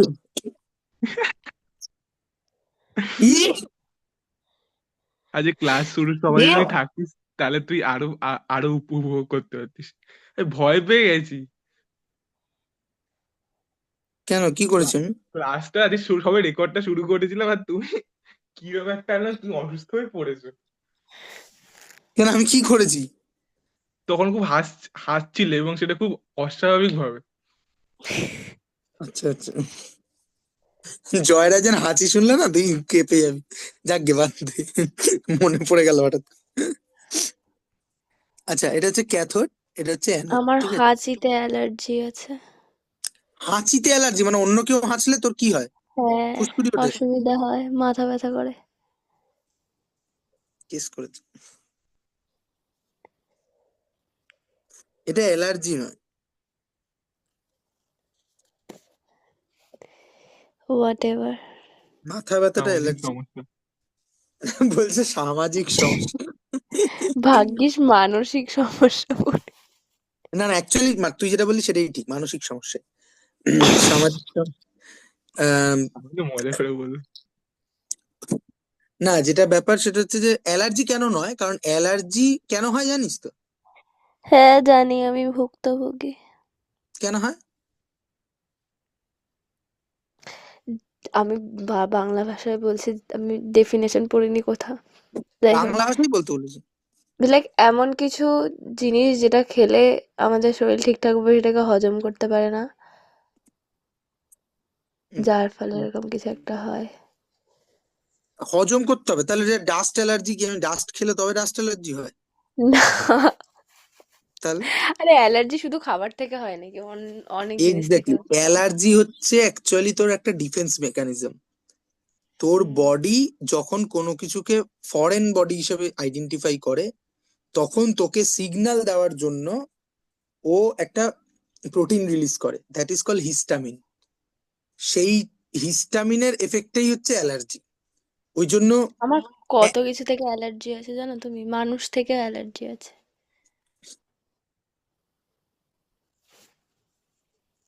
আরে ট্রু, মানে কেউ যদি অদ্ভুত লাগবে, বাট কেউ যদি আনক্লিন থাকে, ইভেনচুয়ালি আমি নিজেও যদি আনক্লিন থাকি, আমার সারা গায়ে গোটা উঠে যায়, হুম, মানে আনক্লিন কেউ আমাকে টাচ সেটা করলে। মানুষের সাথে কি সম্পর্ক হলো? আরে ধরো কেউ একটা আনক্লিন আমার হাত এসে ছুলো, বা আমার কোনো রকম আর কি টাচ লাগলো গায়ে, কিন্তু আমার তুই কি যেখানে করে টাচ হয় সেখানে। বুঝছিস যে আনক্লিন? আর অ্যালার্জি হয় বলেই বুঝলাম, এ কি। হ্যাঁ মানে, ওই যাই হোক, বুঝতে পেরেছি। মানে সেটা সবসময় আনক্লিনের ব্যাপারটা নয়, এবার অ্যালার্জির সাথে অনেকগুলো জিনিস জড়িয়েও থাকে। যাই হোক, সেটা ব্যাপার না, সেটা হচ্ছে যে মোদ্দা কথা ওইটাই, ঠিক আছে? তো এবার দেখবি অ্যান্টি অ্যালার্জিক যে ওষুধগুলো হয়, ওগুলোর ওই ওষুধগুলোর ক্লাসিফিকেশনটাই হচ্ছে অ্যান্টি হিস্টামিন। অর্থাৎ ও কি ঘুম বেসিক্যালি তোর পায়। তোর ওই তোর ওই- হ্যাঁ, ঘুম পাবে। তোর যে হিস্টামিন প্রোটিনটা রিলিজ হচ্ছে, ওই প্রোটিনটাকেও নালিফাই করে, ঠিক আছে? Allergy is actually defence mechanism, ঠিক আছে? তো যাই হোক, সেটা ব্যাপার। তো ওই জন্যই এই আম, হাঁচির ব্যাপারে মানে ওইটা অ্যালার্জি নয় আর কি, যে তোর হ্যাঁ ঠিক কারো আছে, একটা আমি অসুবিধা আমি হয়। মেন্টালি আমি মেন্টালি ইল, আমি মেনে নিলাম। সবাই মেন্টালি ইল। পৃথিবীতে প্রায় কোনো মানুষ নেই যে মেন্টালি ইল নয়। মেন্টালি মানে প্রায় পেটের কেন দিক বলছো? থেকে ইল নাও হতে পারে, প্রায় ঠিক কেন আছে? বলছো? কি? প্রায় কেন বলছো? আমি সব মানুষের সাইকোলজিক্যাল প্রোফাইলিং করিনি তো, তাই কি করে গ্যারান্টি দিয়ে বলতে পারি? হতেই পারে একটা মানুষ আছে যে পারফেক্ট। কি করে পারফেক্ট বিচার হয়? সেটা অন্য কার প্রসঙ্গ। হ্যাঁ, সেটা সেটা অন্য না। প্রসঙ্গ। তাহলে তো সব মানুষই মানে পারফেক্ট তো মাপা যায় না, তো পারফেক্ট কি কোনটাকে বলবো তুমি এই ক্ষেত্রে আই কোনো থিঙ্ক রকম? We should get out of this topic. হ্যাঁ ঠিক হ্যাঁ, আছে। Get out of that. আরে তুই যেটা মিস করছিস যে, আরে বাবা আমি জানি না তো, আমি তো সেটাই বলছি আমি জানি না। আমি কি ক্লেম করছি যে আমি জানি? আচ্ছা আচ্ছা, বুঝতে পেরেছি। এই জন্য তো প্রায় বললাম। যাই হোক, আচ্ছা, আম, এটা বললে কি আজকে ক্লাসটা রাখা যায়? তাই তো রাখবো, বলেই তো দিয়েছি আমি ও অনেকক্ষণ আচ্ছা, আগে। তাই। Thank you. হ্যাঁ, তো যেটা ব্যাপার সেটা হচ্ছে যে আমি ক্যাথোড হাফ সেলটাকে এখানে রাখলাম, অ্যানোড হাফ সেলটাকে এইভাবে রাখলাম। আচ্ছা, গ্লোবালি রিয়াকশনের ডাইরেকশনটা হচ্ছে এইদিকে, ঠিক আছে? অর্থাৎ আমাদের অ্যাকচুয়াল রিয়াকশনটা যে যা হয়, আমরা এইদিকে যাব। এবার আমরা যদি ক্যাথোডের দিকে তাকাই, বা আগে অ্যানোড লিখি, অ্যানোডের দিকে যদি তাকাই, তাহলে কি হচ্ছে না, জিঙ্ক থেকে জিঙ্ক+2 হচ্ছে, ঠিক আছে? তাহলে আমি লিখবো জিঙ্ক সলিড, জিঙ্ক+2। এখন জিঙ্ক সলিড আর জিঙ্ক+2 এটা আছে অ্যাকোয়াস মিডিয়ামে, এই দুটোর মধ্যে একটা ফেজ ডিফারেন্স আছে, দুটো সেম ফেজে নেই। তাহলে ফেজ ডিফারেন্সকে আমরা ডিনোট করি একটা বোল্ড লাইন দিয়ে, ঠিক আছে? স্ট্রেট লাইন এটা? হ্যাঁ হ্যাঁ, স্ট্রেট লাইন মানে এরকম এরকম, এই, ঠিক আছে? আমারটা একটু আচ্ছা। বেঁকে গেছে। তারপরে ঠিক তেমন ক্যাথোডে চলে আসি। ক্যাথোডের ক্ষেত্রে দেখ, কপার+2 থেকে কপারে যাচ্ছে, রিয়াকশনের ডিরেকশন এই দিকে। তাহলে কপার+2 এইদিকে লিখবো, অ্যাকুয়াস কপার সলিড। এদের মাঝখানে ফেজ ডিফারেন্স আছে, তাই সিঙ্গেল লাইন, ঠিক আছে? হুম। তাহলে দুটো সেল রেডি। এবার তোকে তার বাঁধতে হবে তো ব্যাটারিতে, তাহলে তার বাঁধানোর জন্য শক্ত কিছু লাগবে। এক্ষেত্রে তুই ফরচুনেট যে তোর রেডক্স কাপেলের মধ্যে একটা শক্ত ব্যাপার আছে। কপারের দণ্ডে তুই তার বাঁধতে পারবি, জিঙ্কের দণ্ডে তুই তার বাঁধতে পারবি, তাহলে আর তোর কিছু এক্সট্রা অ্যাড করতে হচ্ছে না। এইবার যেটা ব্যাপার যে এই দুটোর মাঝখানে এই দুটো আলাদা বাটিতে তুই করেছিস, হুম। ঠিক আছে? এই দুটো তুই আলাদা বাটিতে করেছিস, এবং সেটাকে সেই দুটো বাটিকে জয়েন করেছিস কি করে? ওই সল্ট ব্রিজ দিয়ে। সল্ট ব্রিজ দিয়ে, তাই তো? তাই তো হবার কথা। ওকে। সল্ট ব্রিজকে তাহলে আমাকে রিপ্রেজেন্ট করতে হবে। সল্ট ব্রিজকে রিপ্রেজেন্ট করে ডবল লাইন দিয়ে, আচ্ছা, ঠিক আছে? তো এইটা হয়ে গেল আমার একটা সেলের রিপ্রেজেন্টেশন। পুরোটাকে একটা বক্স ওয়াও। করতে হবে, মানে এটা দুটো আলাদা। বইতে একটাই এর মধ্যে লিখেছে। একটা বাক্সে লিখেছে, ও তাতে কিছু যায় হুম আসে না, আমি তো বোঝানোর জন্য বললাম, সেটা আমিও লিখে দিতে পারি, ঠিক আছে? এবার এছাড়া ধর যেখানে সল্ট ব্রিজ নেই, ঠিক আছে, হুম সল্ট ব্রিজ নেই, লিকুইড জাংশন আছে, তখন যদিও তোদের লিকুইড জাংশন গুলো দিয়ে কিছু নেই, ঠিক আছে, হ্যাঁ, তখন আমি কি করব? বা ধর এরকম একটা ইলেকট্রোড, ধর হাইড্রোজেন ইলেকট্রোড লেটসে, ঠিক আছে, হ্যাঁ, হাইড্রোজেন ইলেকট্রোড, তার মানে কি এইচ প্লাস থেকে হাফ H2 হচ্ছে একটা ইলেকট্রন খেয়ে, ঠিক আছে?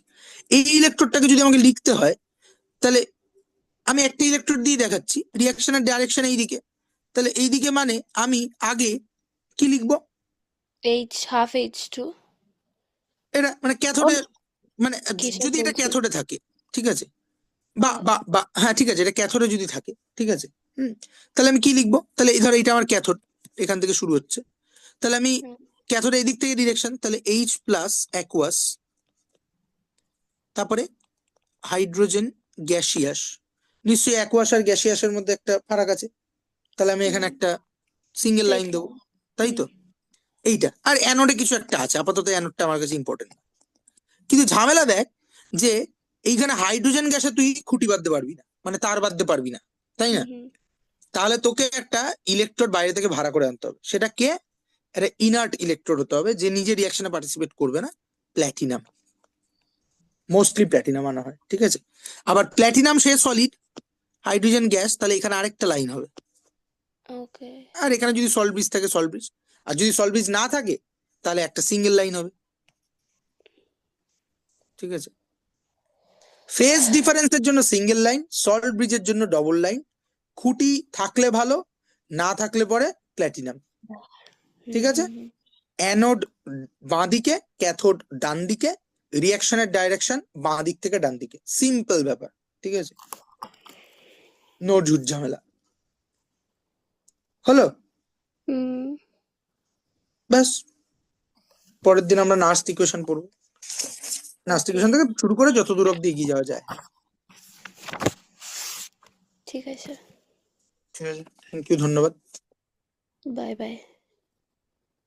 হুম, আবার যেন দেখা পাই, না পাইলেও ক্ষতি নাই।